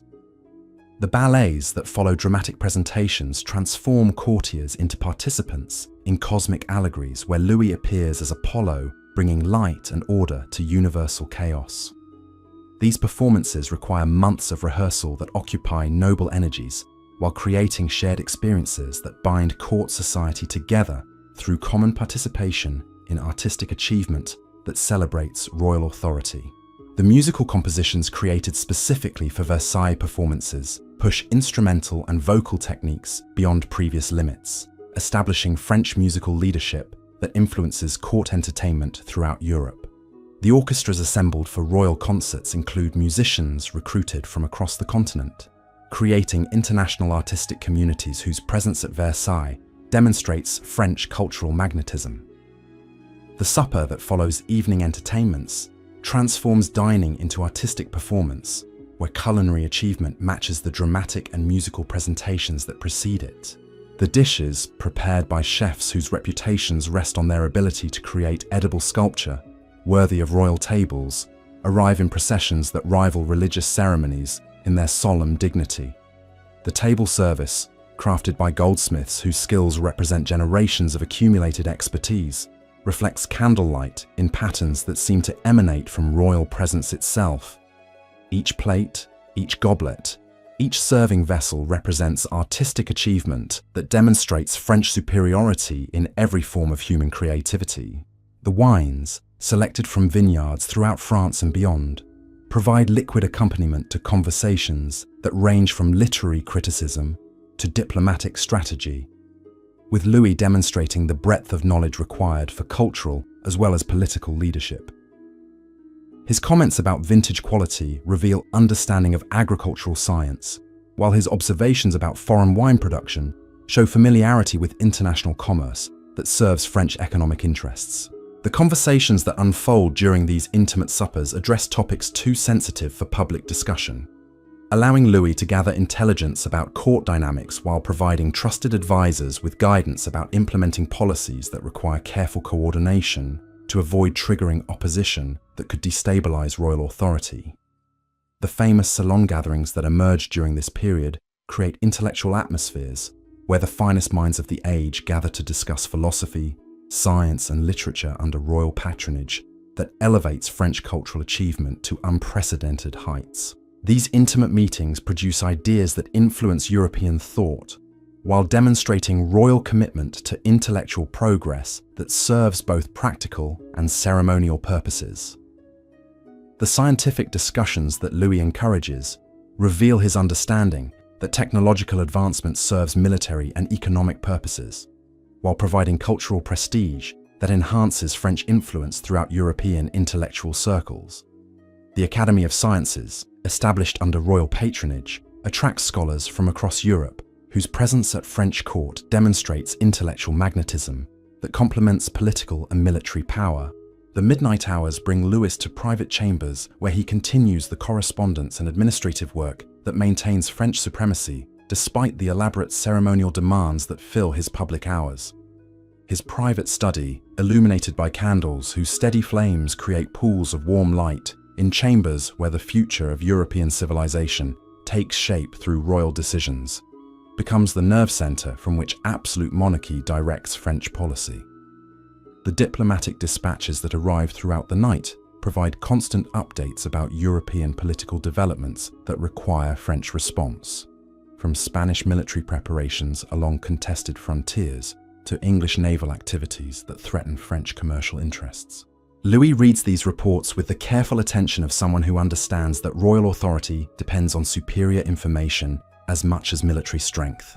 The provincial reports that reach royal attention during these quiet hours reveal the daily reality of governing France's diverse territories, from tax collection challenges in northern provinces to religious tensions in southern regions where Protestant minorities require careful management to prevent civil disturbances that could provide opportunities for foreign intervention.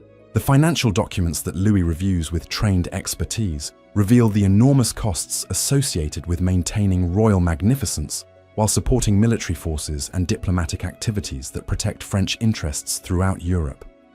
The balance between expenditure and revenue requires constant adjustment to ensure that royal splendor serves political purposes without creating economic instability that could undermine the foundations of absolute monarchy. The architectural plans that spread across royal desks during these private hours show ongoing construction projects that will expand Versailles beyond its current impressive dimensions into a complex capable of housing thousands of courtiers while providing all the facilities necessary for permanent court residence. The Grand Trianon, rising from foundations carved into palace grounds, will provide intimate retreat from the increasingly elaborate ceremonies that mark public court life. The garden designs that receive royal attention during quiet evening hours reveal Le Nôtre's continuing refinements to landscape architecture that has already established new standards for European garden design. The water features that will soon grace these outdoor spaces require engineering solutions that push contemporary technology to its absolute limits, while creating aesthetic effects that will inspire wonder for centuries.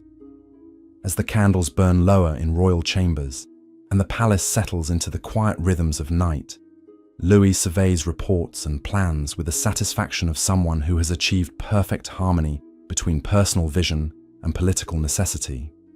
The elaborate court life that surrounds him represents not mere luxury, but carefully calculated investment in systems that maintain royal authority through aesthetic overwhelming of potential opposition. The courtiers who sleep in apartments throughout the palace wings understand that their presence represents participation in history's most ambitious experiment in absolute monarchy, a system that has transformed feudal chaos into perfect order through patient application of intelligence, resources, and unwavering commitment to divine right principles that elevate monarchy above all other forms of human authority. The foreign observers who carry reports of Versailles magnificence to courts throughout Europe serve as unwitting agents of French cultural imperialism, spreading descriptions of achievements that inspire imitation, while demonstrating the impossibility of matching French resources and organizational sophistication. Their admiration becomes tribute, their attempts at imitation acknowledgements of French cultural supremacy. The dawn that approaches brings another day in the endless cycle of ceremony and governance that defines life at Versailles, where every sunrise illuminates a world that has achieved perfect balance between beauty and power, between individual magnificence and systematic control, between earthly authority and divine purpose, that elevates absolute monarchy into humanity's highest political achievement. The winter of 1678 marks the apotheosis of Louis's transformation into the living embodiment of absolute authority, as the palace achieves a state of perfection that will influence European civilization long after its creator has passed into legend. The elaborate machinery of court life now operates with clockwork precision, each element serving multiple purposes in the grand design of divine right monarchy, made manifest through architectural and ceremonial splendor. The pre-dawn hours of December 21st find the palace already stirring with activity that will culminate in another flawless performance of royal magnificence. In chambers far below the royal apartments, night shift servants complete preparations that began before midnight, their silent efficiency ensuring that no detail will mar the sacred rituals that transform ordinary morning routines into cosmic drama, celebrating absolute power. The royal bakery, its ovens glowing like altar fires in the winter darkness, produces bread whose perfection represents more than mere sustenance. Master bakers, their skills refined through generations of service to French royalty, shape loaves with hands that understand their role in daily ceremonies, that reinforce royal authority through aesthetic overwhelming of the senses. The wheat, selected from royal granaries storing only the finest harvests from across France, yields flour of such purity that the resulting bread seems touched by divine blessing. Steam rises from copper cauldrons where morning chocolate simmers with exotic spices imported from French colonial territories, whose tribute flows endlessly toward Versailles. The precious cacao beans, transported across oceans at enormous expense, represent more than luxury consumption. They symbolize French reach into distant territories where royal authority extends through commercial networks that bind the globe to Louis's expanding empire. The morning mist that clings to palace gardens creates ethereal veils across geometric perfection that has transformed wild landscape into mathematical poetry written in living greenery. The fountains, their waters warmed by underground systems that defy winter's grip, continue their endless musical performances that provide acoustic backgrounds to ceremonies unfolding within heated chambers, where eternal spring reigns regardless of season. In the royal apartments above, Louis stirs beneath coverlets woven with golden threads so fine they seem spun from captured starlight. The chamber where absolute monarchy rests has evolved into a sacred space where every surface tells stories of French glory through artistic masterworks that transform sleep itself into political statement. The ceiling frescoes depict Apollo's daily journey across painted heavens, while earthly Louis prepares to begin another cycle of governance that mirrors cosmic order. The famous lever unfolds this morning with enhanced ceremony befitting the winter solstice, when darkness yields to returning light, just as royal authority brings order to political chaos. The premier valet approaches with silver basin containing water blessed by court chaplains and warmed to precisely the temperature that royal skin requires. Behind him follows the procession of the highest nobles, whose presence represents the ultimate honor French aristocracy can achieve. The Duke of Burgundy, his mourning costume chosen to demonstrate both wealth and taste without challenging royal preeminence, carries the royal shirt of silk so fine it seems woven from morning mist. His movements, perfected through decades of court training, reflect understanding that ceremony and substance interweave in the fabric of absolute monarchy. Each gesture serves political purposes while maintaining aesthetic harmony that elevates mundane activity into sacred ritual. The Prince de Condé, hero of military campaigns that expanded French territory across contested frontiers, presents royal breeches cut by tailors, whose reputations depend on their ability to enhance royal dignity through perfect craftsmanship. His presence here, bowing with practiced precision before the king he has served in battle, demonstrates how military glory submits to royal authority that commands absolute loyalty from France's greatest warriors. The ritual washing begins with water that touches hands, responsible for signing treaties, commanding armies, and guiding France toward unprecedented prosperity and cultural achievement.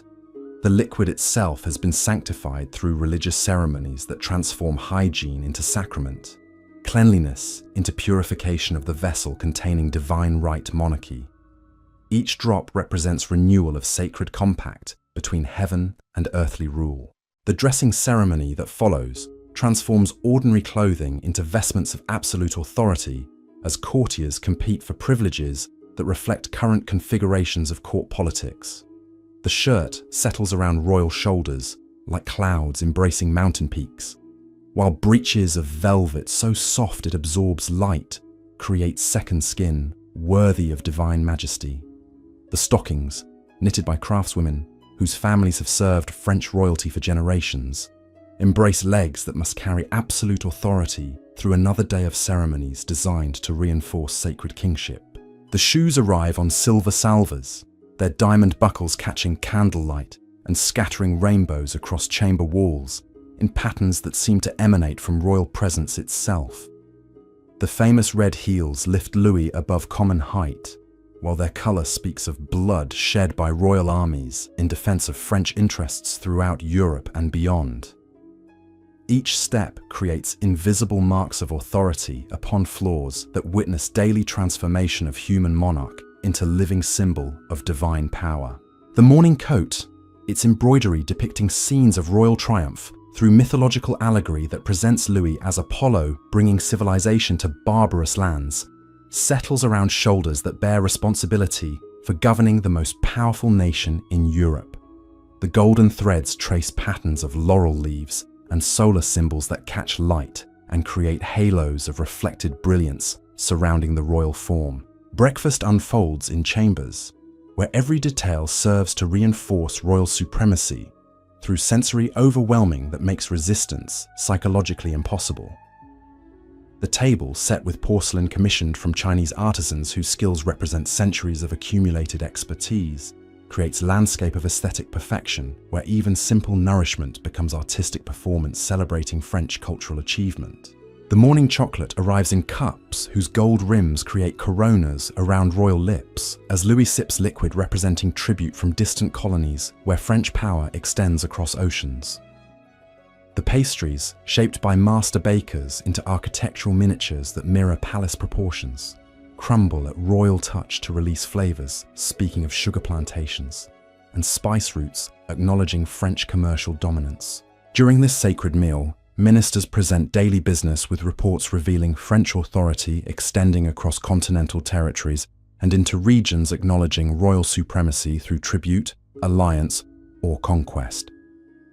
Provincial intendants describe conditions that will determine tax revenues supporting military forces and diplomatic activities, protecting French interests throughout European power struggles. The morning audiences that follow bring streams of petitioners whose presence in royal chambers represents culmination of months or years preparing for brief moments of direct access to absolute authority. The Duke of Lorraine approaches with measured steps, reflecting lifetime training in court protocol. His petition regarding territorial disputes, requiring royal wisdom to resolve conflicts that lesser authorities cannot address. The Duchess de Fontanges, her mourning costume chosen to demonstrate both respect and refined taste, presents concerns about cultural institutions requiring royal patronage to maintain French intellectual leadership throughout European scholarly circles. Her words, selected with careful precision, fall into sacred silence surrounding royal presence like incense around altar flames. The morning councils that conclude these audiences unite France's finest administrative minds for discussions shaping policy affecting millions of subjects while influencing European power balances. The chamber where these meetings unfold features walls decorated with maps revealing territories, acknowledging French supremacy from Rhine frontiers to Mediterranean ports, serving French commercial interests. Louis presides with authority matured through decades of personal governance, his questions revealing understanding surpassing ministers who have devoted careers to specific administrative areas. His memory for detail amazes veteran officials, discovering that casual comments from previous meetings have been absorbed and integrated into royal thinking about long-term policy development. The diplomatic correspondence arriving during these sessions provides constant reminders of French influence, extending beyond national boundaries into courts throughout Europe, where royal relatives and allies pursue policies coordinated with French strategic objectives. Letters from Savoy describe Italian political developments, while dispatches from German principalities reveal French cultural influence reshaping European noble society. The military reports following diplomatic briefings reveal constant vigilance required to maintain French security, while pursuing territorial expansion opportunities that strengthen the realm without triggering coalitions among rival powers. Maps spread across council tables show troop dispositions along multiple frontiers where French forces maintain readiness for campaigns defending royal interests. The afternoon brings Louis to gardens, where daily promenade serves purposes extending beyond exercise into choreographed displays of royal accessibility combined with unapproachable magnificence. The geometric pathways winding between precisely manicured parterres provide stages for encounters that advance or destroy courtier careers through subtle signals of royal favour or disfavour. The walking party forming around the king includes carefully selected nobles whose presence represents current court politics configurations. The Duke of Orleans maintains position at royal right hand through blood relationship that cannot be challenged, while military heroes earn places through achievements serving French glory. Behind them follow courtiers, whose positions reflect fluid calculations about loyalty, usefulness, and potential threats to royal authority. The conversations unfolding during garden walks address topics ranging from architectural improvements to diplomatic strategies, with Louis demonstrating knowledge breadth required for effective absolute monarchy.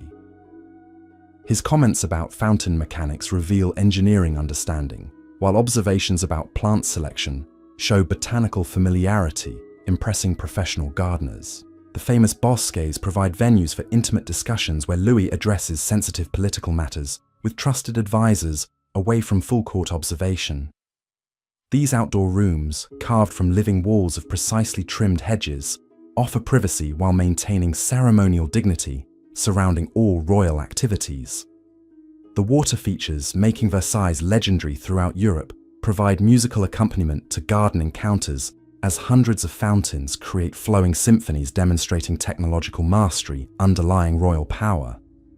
Engineering systems supplying these aquatic displays represent achievements rivaling contemporary military technology in complexity and precision. The winter sun, though pale and distant, still manages to illuminate crystalline formations on fountain jets that freeze momentarily in air before cascading into basins whose surfaces never completely solidify due to constant circulation. These temporary ice sculptures, created and destroyed by natural forces working within human-designed systems, provide metaphors for royal power that shapes natural chaos into ordered beauty. The afternoon riding lessons that follow garden promenades serve multiple purposes beyond maintaining royal physical fitness. The covered manège, heated by systems that ensure comfortable temperatures regardless of weather, provides controlled environment where Louis can practice equestrian skills essential for military leadership, while demonstrating mastery over powerful animals that symbolize forces requiring royal guidance. The Spanish riding masters, imported at enormous expense, provide instruction in techniques developed at Vienna's imperial court, their expertise representing French determination to excel in every aspect of noble accomplishment. The horses selected for royal use combine beauty with intelligence, their training requiring patience and consistency that mirror qualities essential for effective, absolute monarchy. The diplomatic observers invited to witness these riding exhibitions carry reports throughout Europe describing French achievements in areas seemingly removed from politics, but actually serving important propaganda purposes. Royal horsemanship demonstrates physical courage and skill that translates into leadership capabilities, while the magnificence of equipment and facilities proves French resources exceed those available to competing powers. The late afternoon hunt preparation transforms practical necessity into ceremonial performance as grooms ready horses and hounds for expeditions that serve recreational and political purposes simultaneously.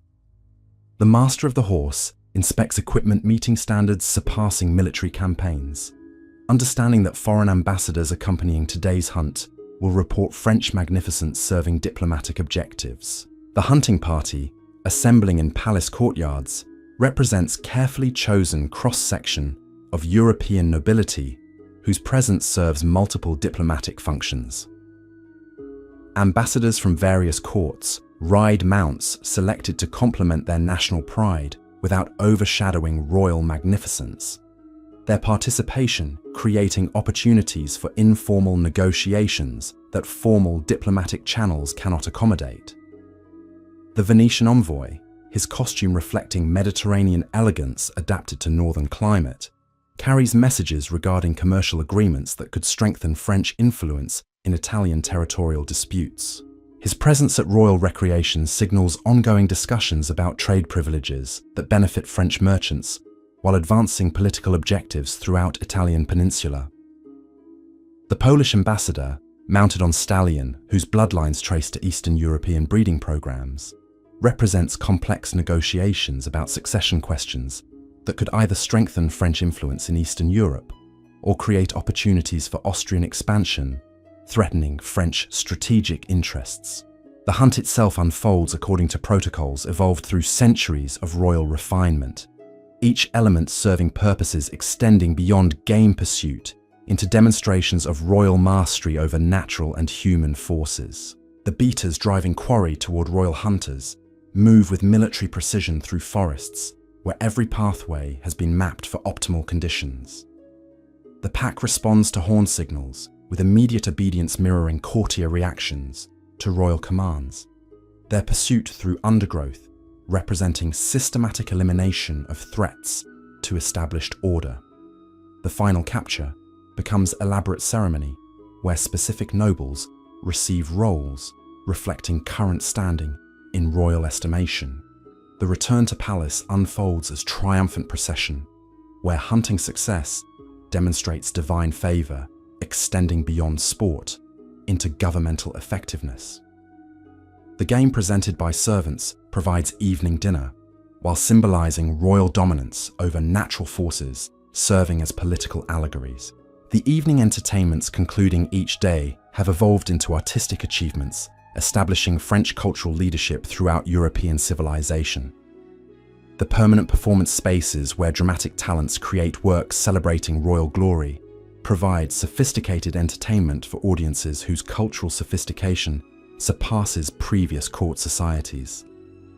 The New Tragedy by Racine, performed by actors trained specifically for royal presentation, transforms contemporary political situations into classical allegory, where ancient heroes embody virtues that Louis demonstrates through daily governance.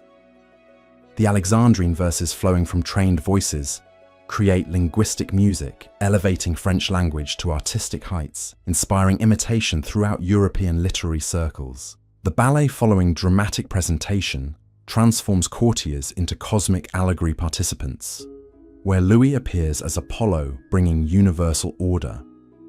These performances require months of rehearsal occupying noble energies, while creating shared experiences, binding court society through common artistic achievement, celebrating royal authority. The musical compositions created for Versailles push instrumental techniques beyond previous limits, establishing French musical leadership influencing court entertainment throughout Europe. The orchestras assembled for royal concerts include musicians recruited internationally, creating artistic communities demonstrating French cultural magnetism complementing political power. The supper following entertainment transforms dining into artistic performance, where culinary achievement matches preceding dramatic presentations. Dishes prepared by chefs whose reputations rest on creating edible sculpture arrive in processions, rivaling religious ceremonies in solemn dignity. The conversation, ranging from literary criticism to diplomatic strategy, reveals Louis's knowledge breadth required for cultural and political leadership. His vintage quality comments show agricultural understanding, while foreign wine observations demonstrate commercial familiarity serving French economic interests.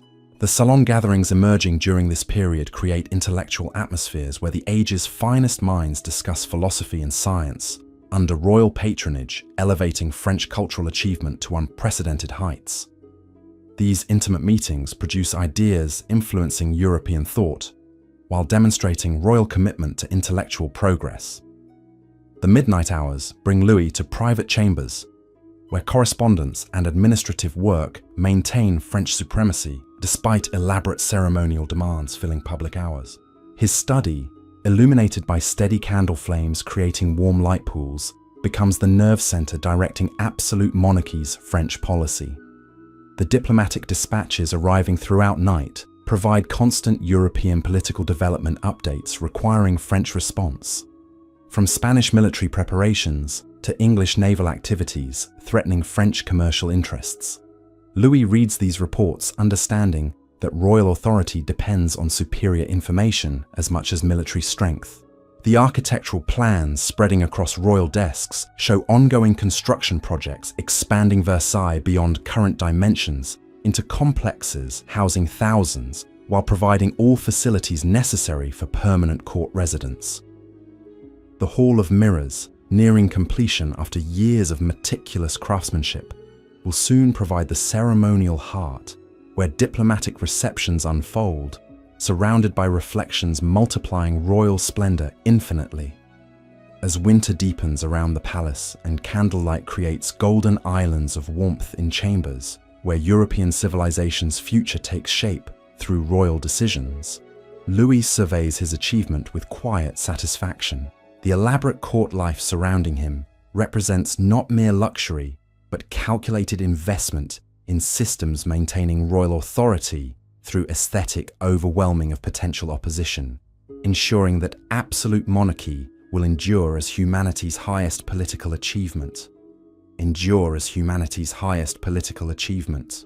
The Hall of Mirrors nears completion as winter deepens into 1681, its 17 mirror-clad arches preparing to reflect not just candlelight, but the very essence of absolute power made manifest through architectural genius. The gallery stretches 240 feet through the heart of the palace, its mirrors positioned to capture light from the garden windows and multiply it infinitely, creating an optical illusion that transforms finite space into boundless magnificence. The master glaziers working on this unprecedented project represent the pinnacle of European craftsmanship, their skills refined through generations of service to discerning patrons who demanded perfection in every detail. Each mirror requires weeks of patient polishing to achieve the flawless surfaces that will reflect royal ceremonies with crystal clarity. The Venetian glass masters, lured to France through generous royal patronage, guard their secrets jealously while creating optical marvels that surpass anything previously achieved in European decorative arts.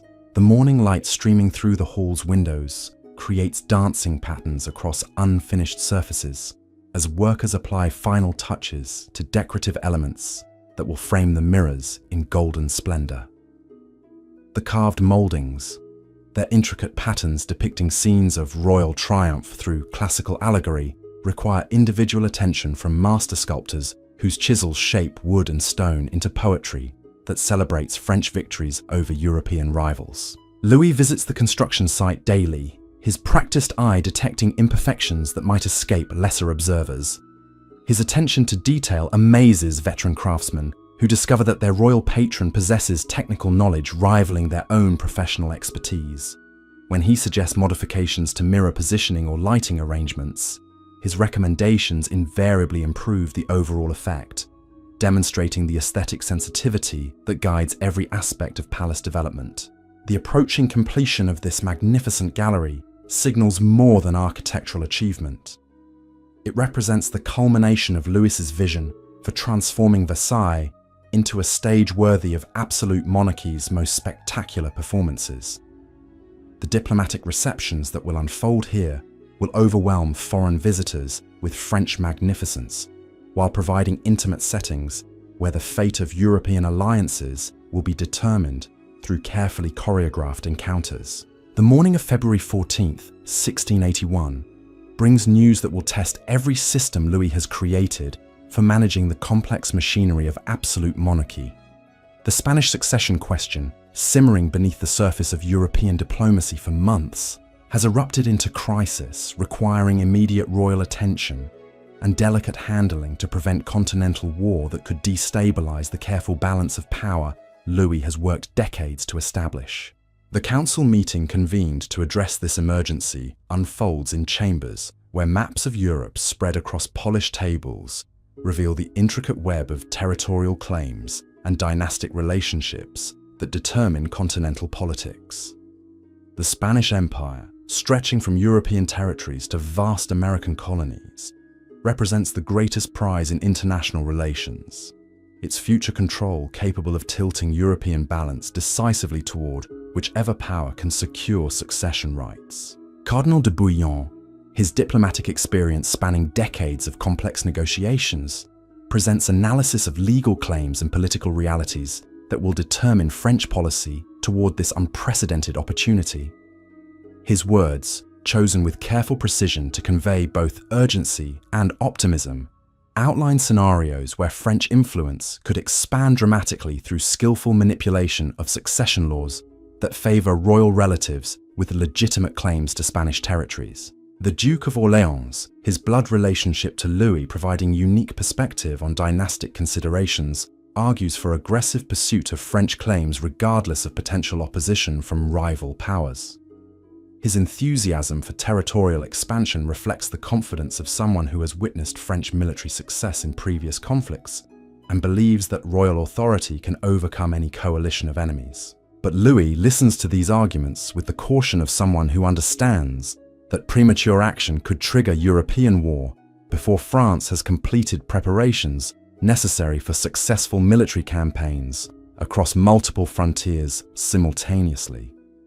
The Spanish succession represents opportunity, but also enormous risk that requires careful calculation of costs and benefits before committing French resources to potentially devastating conflict. The intelligence reports that accompany policy discussions reveal Austrian preparations for asserting Habsburg claims to Spanish territories, while English naval activities suggest maritime powers are positioning themselves to intervene in any continental conflict that threatens established commercial relationships. The diplomatic correspondence flowing through royal channels indicates that European courts are already choosing sides in confrontation that seems increasingly inevitable. The military assessments that follow diplomatic briefings provide sobering analysis of French capabilities compared to potential enemy coalitions that could form to prevent French domination of European politics. While French forces remain superior to any single rival, the prospect of simultaneous campaigns against multiple enemies requires strategic planning that accounts for logistical challenges and resource limitations that even French wealth cannot overcome indefinitely. The afternoon brings Louis to private consultations with trusted advisors, whose counsel will shape decisions affecting millions of subjects and determining the future configuration of European power. The Duke of Saint-Simon, his political acumen refined through years of court observation, argues for diplomatic solutions that could secure French objectives without triggering military conflicts that might prove economically devastating regardless of their ultimate outcome. The conversations that unfold during these intimate sessions address questions too sensitive for public discussion, examining potential costs of various policy options while evaluating the likelihood of success for different strategic approaches. Louis demonstrates the analytical skills that have enabled him to maintain French preeminence for decades, weighing competing considerations with mathematical precision while maintaining awareness of human factors that often determine political outcomes. The evening entertainments that normally provide respite from governmental pressures take on subdued character as court society senses the gravity of decisions being contemplated in royal chambers. The usual elaborate ceremonies continue, but conversations at supper tables focus on rumors about Spanish developments, while courtiers speculate about potential military campaigns that could either establish French hegemony or exhaust royal resources in prolonged conflicts with uncertain outcomes. The diplomatic reception following evening entertainments brings foreign ambassadors whose carefully neutral expressions cannot disguise their awareness that European history may be approaching a decisive turning point. The Venetian envoy, his commercial interests requiring continental stability, probes delicately for information about French intentions while offering mediation services that might prevent general war threatening Italian territorial integrity. The English representative, his instructions emphasizing the need to prevent French dominance over Spanish-American colonies, maintains diplomatic courtesy while clearly signaling that maritime powers will not permit arrangements that threaten established trade relationships. His presence at these intimate gatherings demonstrates the international attention focused on decisions being made in royal chambers, where European fate hangs in balance. The late evening conferences that extend well past midnight bring military commanders whose expertise will prove essential if diplomatic solutions prove impossible.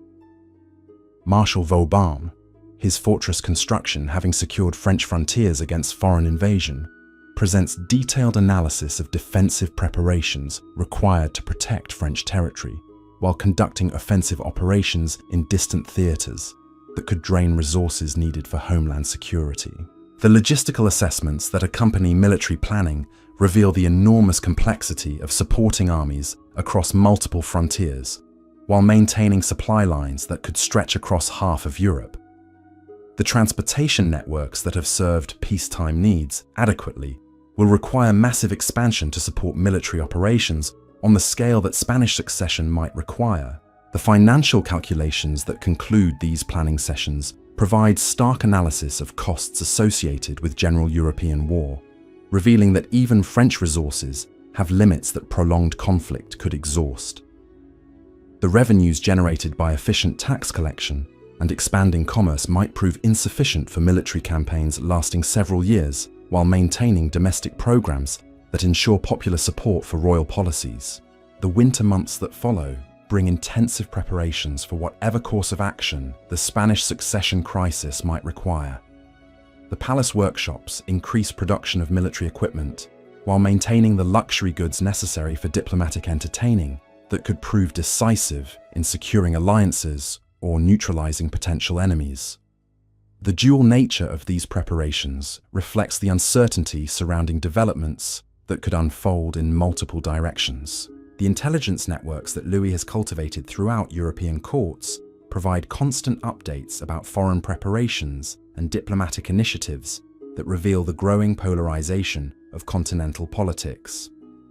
Spanish court factions maneuver for advantage, while Austrian agents work to secure Habsburg claims, and English diplomats seek arrangements that protect maritime commercial interests threatened by potential French expansion. The spring of 1681 brings tentative diplomatic overtures from various European powers seeking to influence French policy toward the Spanish succession through offers of alliance or threats of opposition that reveal the high stakes involved in decisions still being contemplated in royal chambers.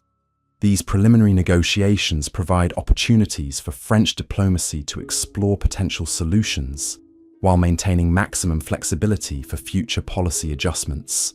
The garden promenades that resume with warmer weather provide settings for informal diplomatic conversations where sensitive topics can be addressed without the formal protocols that limit discussion in official audiences. Foreign ambassadors walking beside Louis through geometric parterres understand that casual remarks during these encounters often carry more significance than elaborate presentations in ceremonial chambers. The construction activities that continue throughout the palace complex take on new urgency as Louis recognizes that completed magnificence will serve important diplomatic purposes during negotiations that could determine European territorial arrangements for generations. The Hall of Mirrors approaches final completion, while other projects accelerate to ensure that Versailles can accommodate the increased diplomatic activity that Spanish succession discussions will require. The summer brings completion of major architectural elements that transform Versailles into the ultimate expression of absolute monarchy made manifest through aesthetic, overwhelming of all who enter its chambers. The Hall of Mirrors stands ready to host diplomatic receptions where reflected light will multiply French magnificence while providing intimate settings for negotiations that could reshape European civilization. The first major diplomatic reception, held in the completed Hall of Mirrors, demonstrates the psychological impact of aesthetic perfection applied to political purposes. Foreign ambassadors entering the gallery find themselves momentarily speechless as infinite reflections create optical effects that seem to extend French power beyond physical limitations into realms approaching the supernatural. The Spanish ambassador, his mission focused on securing French support for arrangements that could prevent European war, finds his negotiating position subtly undermined by surroundings that demonstrate French resources and cultural sophistication exceeding anything available to Spanish court. His carefully prepared arguments pale beside visual evidence of French superiority in every aspect of civilized achievement.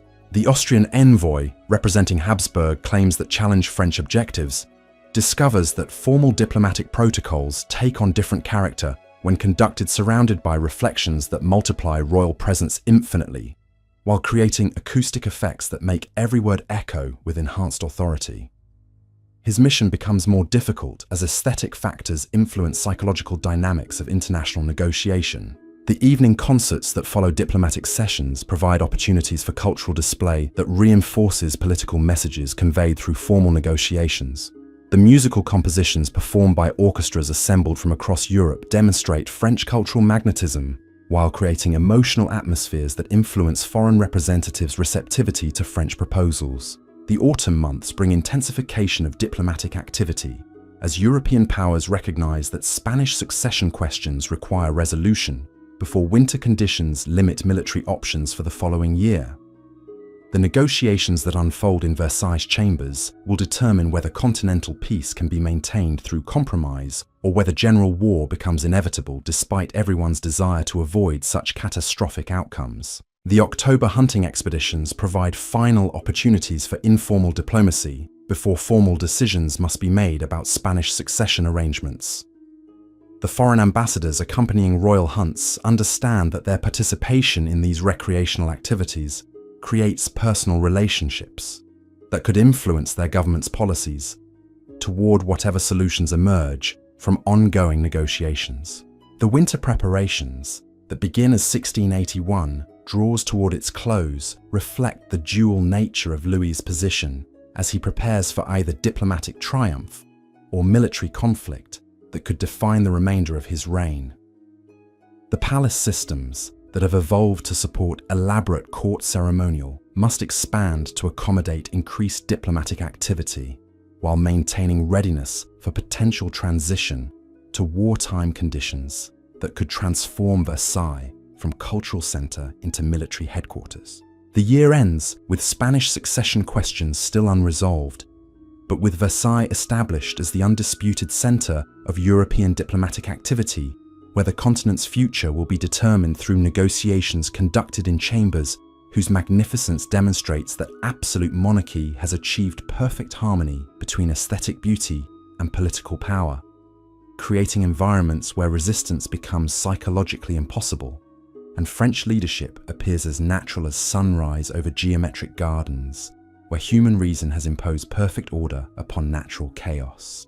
The courtiers who participate in these historic negotiations understand that they witness the culmination of Louis's transformation from vulnerable young monarch into the Sun King, whose radiance illuminates European civilization, while establishing patterns of absolute authority that will influence political development for centuries after the elaborate ceremonies of Versailles have passed into legend, leaving behind architectural monuments to the proposition that human greatness can achieve immortality through perfect synthesis of personal vision and political necessity, applied with unwavering determination across decades of patient construction that transforms individual ambition into enduring civilization that elevates humanity toward its highest possible achievements.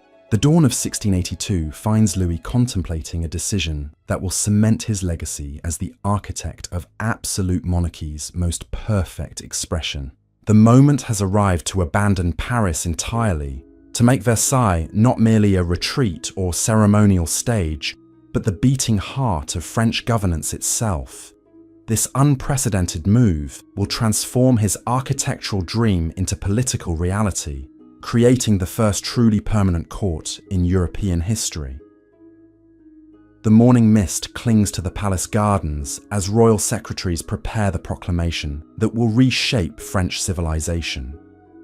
In chambers where candlelight dances across polished marble, scribes work with quills dipped in ink mixed with gold dust, their careful lettering creating documents that will summon the entire French government to permanent residence at Versailles. The words they inscribe carry weight beyond their simple meaning, for they announce the birth of a new form of monarchy that will influence European politics for generations. The Great Migration begins in spring, as thousands of courtiers abandon their Parisian hotels to establish permanent residences within the expanding palace complex.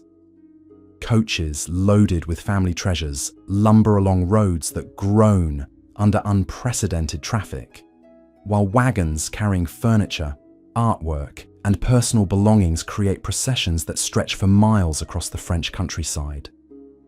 The nobility of France moves en masse toward their new permanent home, understanding that proximity to royal power now requires complete geographical commitment. The Duke of Saint-Simon oversees the relocation of his family's ancestral collections, his servants carefully packing portraits of deceased relatives who seem to watch with painted eyes as their earthly possessions journey toward uncertain futures at court. The tapestries that once warmed castle walls in distant provinces now travel toward chambers where their beauty will serve political purposes, providing backdrops for ceremonies that transform private family treasures into instruments of royal magnificence. Behind him follows the Duchess de Montpensier, her coaches loaded with libraries accumulated over generations of scholarly patronage. The books that once provided private pleasure in quiet country estates now journey toward palace chambers where learning itself becomes performance, where intellectual achievement serves to demonstrate the cultural sophistication that underlies absolute authority. The logistical challenges of accommodating thousands of permanent residents strain even Versailles' impressive infrastructure to its limits. New kitchens spring up in basement chambers to feed the expanding population, while laundries work around the clock to maintain the pristine appearance that court life demands. The palace becomes a city unto itself, complete with workshops, stables, and service areas that rival major urban centers in their complexity and population. The morning routines that once served a traveling court must adapt to the realities of permanent residence, where every detail of daily life unfolds under constant observation from hundreds of fellow courtiers. The simple act of walking from apartment to chapel becomes political theatre as nobles encounter rivals and allies in corridors that serve as stages for endless dramas of advancement and decline. Louis observes these adjustments with satisfaction, understanding that permanent residence serves his deepest political objectives by making court life so demanding and expensive that potential opposition exhausts itself in ceremonial competition. The nobles who might once have challenged royal authority now devote their energies to maintaining positions within hierarchies so complex that navigation requires constant attention and enormous financial resources. The Duke of Burgundy discovers that his apartment's location relative to royal chambers carries significance he never anticipated, as courtiers calculate distances in terms of political proximity rather than mere physical measurement. His morning walk to attend the levee becomes a daily demonstration of his standing within court society, observed and analyzed by hundreds of eyes that note every detail of his dress, demeanor, and companions. The rituals of morning dressing take on enhanced significance as nobles compete not just for royal attention, but for recognition from the entire court community that now witnesses every aspect of their daily existence. The selection of clothing becomes strategic calculation, with colors, fabrics, and accessories chosen to convey specific messages about political allegiances and personal aspirations. The breakfast conversations that once provided private respite from ceremonial demands now unfold in dining chambers, where every word carries potential consequences for speakers who can never escape the observation of rivals seeking advantages through overheard indiscretions. The simple pleasure of morning chocolate becomes fraught with political significance as seating arrangements and service protocols reflect constantly shifting configurations of court influence. The daily councils that govern French policy now unfold in chambers where ministers must balance their administrative responsibilities with the ceremonial demands of permanent court residents. The Duc de Beauvilliers finds himself managing agricultural policy while simultaneously navigating social protocols that require specific forms of dress, speech, and behavior during official meetings that serve both governmental and theatrical purposes. The afternoon audiences that bring provincial petitioners to royal attention now occur in settings where supplicants must master court etiquette as thoroughly as they understand their local concerns. The simple farmer seeking tax relief must learn to bow with appropriate depth while presenting requests in language that acknowledges not just royal authority, but the entire hierarchical structure that surrounds the throne with layers of ceremonial complexity. The garden promenades that provide daily exercise evolve into carefully choreographed processions where walking routes, conversation partners, and even the pace of movement carry political significance, interpreted by observers who understand that royal favor expresses itself through seemingly casual inclusions or exclusions from these intimate gatherings. The famous parterres become outdoor theatres, where courtiers perform their roles in the endless drama of absolute monarchy, their movements across geometric pathways creating living tableaux that celebrate royal authority, while providing entertainment for audiences that include foreign diplomats, reporting French magnificence to governments throughout Europe. The water features that have made Versailles legendary throughout European civilization provide acoustic accompaniment to conversations where state secrets mingle with personal gossip in exchanges that could influence everything from military campaigns to marriage alliances. The sound of flowing fountains creates privacy, while their engineering complexity demonstrates technological mastery that reinforces political dominance. The evening entertainments that once marked special occasions now become daily necessities, as permanent court residence requires constant diversions to occupy noble energies that might otherwise focus on political resistance. The theatres that host these performances must accommodate audiences whose attention spans have been shortened by lives of constant stimulation and whose critical faculties have been dulled by endless exposure to magnificence. The new comedy by Molière, performed in chambers where reflected candlelight creates intimate atmospheres despite enormous audiences, provides social commentary that serves royal purposes by ridiculing aristocratic pretensions while celebrating the wisdom that guides royal policy. The laughter that greets satirical portraits of noble folly reinforces royal authority by making opposition appear ridiculous rather than threatening. The musical performances that follow dramatic presentations transform courtiers into participants in harmonic experiences that create emotional bonds among audience members while reinforcing their shared subjugation to royal authority. The compositions written specifically for Versailles performances push both instrumental and vocal techniques beyond previous limits, while creating acoustic effects that seem to emanate from the palace architecture itself. The supper conversations that conclude each day now unfold in dining chambers, where the most sensitive political discussions must navigate social protocols that prevent frank exchange of opinions about policies that affect millions of subjects throughout the French Empire. The elaborate table service provides distraction from serious conversation while creating opportunities for coded communications that skilled courtiers learn to interpret with microscopic precision. The midnight conferences that once provided respite from ceremonial demands now occur in chambers where even private consultations unfold against backgrounds of constant court observation. Louis must balance his need for honest counsel with the reality that permanent residence makes genuine privacy almost impossible to achieve, creating new challenges for effective governance within systems designed primarily for aesthetic and ceremonial purposes. The diplomatic receptions that determine European policy now benefit from settings where foreign representatives find themselves overwhelmed by magnificence that serves clear political purposes.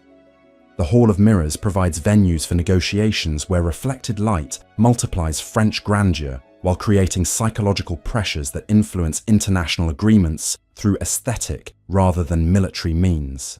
The Venetian ambassador, his commercial interests requiring careful attention to French territorial ambitions, discovers that formal diplomatic protocols take on different character when conducted in chambers where every surface celebrates royal victory over European rivals. His negotiating position weakens subtly as environmental factors reinforce French arguments through constant visual reminders of superior resources and cultural achievement. The winter months that follow the Great Migration bring the first full season of truly permanent court residence, testing systems that must provide for thousands of inhabitants while maintaining the appearance of effortless magnificence that absolute monarchy requires. The heating arrangements that seemed adequate for occasional visits prove insufficient for year-round occupation, leading to innovations in domestic technology that will influence architecture throughout Europe. The social dynamics that emerge during this first winter of permanent residence create cultural patterns that will define European aristocratic behavior for generations. The competition for royal attention that develops among courtiers seeking advancement creates psychological pressures that transform personal relationships into political calculations, where friendship becomes strategic alliance and romance serves dynastic purposes. The economic impact of permanent court residence extends far beyond palace walls as entire regions reorganize their agricultural and manufacturing activities to supply the enormous demands of concentrated aristocratic consumption. The luxury trades that once served scattered noble households now focus their entire output toward Versailles, creating unprecedented concentrations of skilled craftsmen whose livelihoods depend entirely on royal favor and court prosperity. The cultural influence of permanent court residence begins to radiate throughout France as provincial nobles adapt their own domestic arrangements to mirror Versailles protocols, creating networks of imitation that spread royal influence into distant territories where local elites compete to demonstrate their sophistication through adoption of court customs and ceremonial practices. The spring of 1683 brings the first anniversary of permanent residence, marked by ceremonies that celebrate the success of Louis's revolutionary experiment in concentrated absolute monarchy. The courtiers, who have survived their first full year of palace life, understand that they have participated in historical transformation that has redefined the relationship between royalty and nobility throughout European civilization. The morning lever that commemorates this anniversary unfolds with enhanced ceremony as Louis receives congratulations from nobles whose presence demonstrates their complete acceptance of permanent subjugation to royal authority.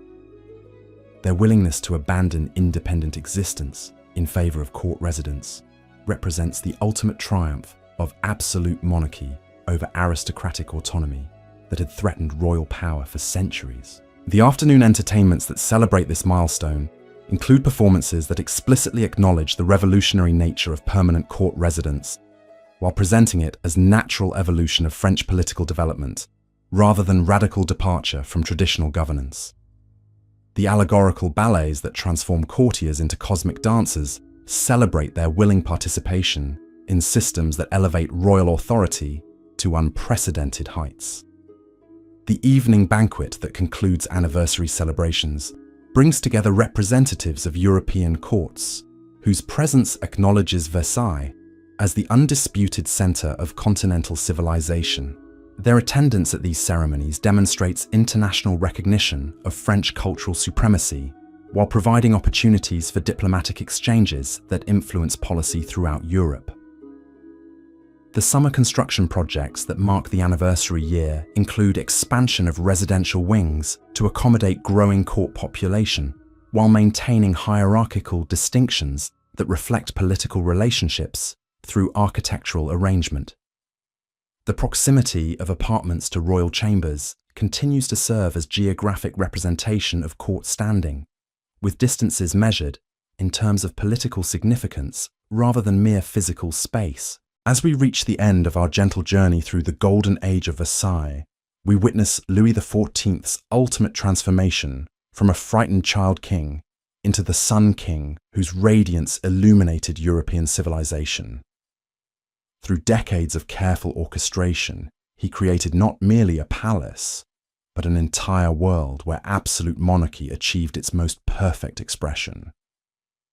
The boy who once fled Paris in exile returned to build an empire of beauty and power that would define royal authority for centuries to come.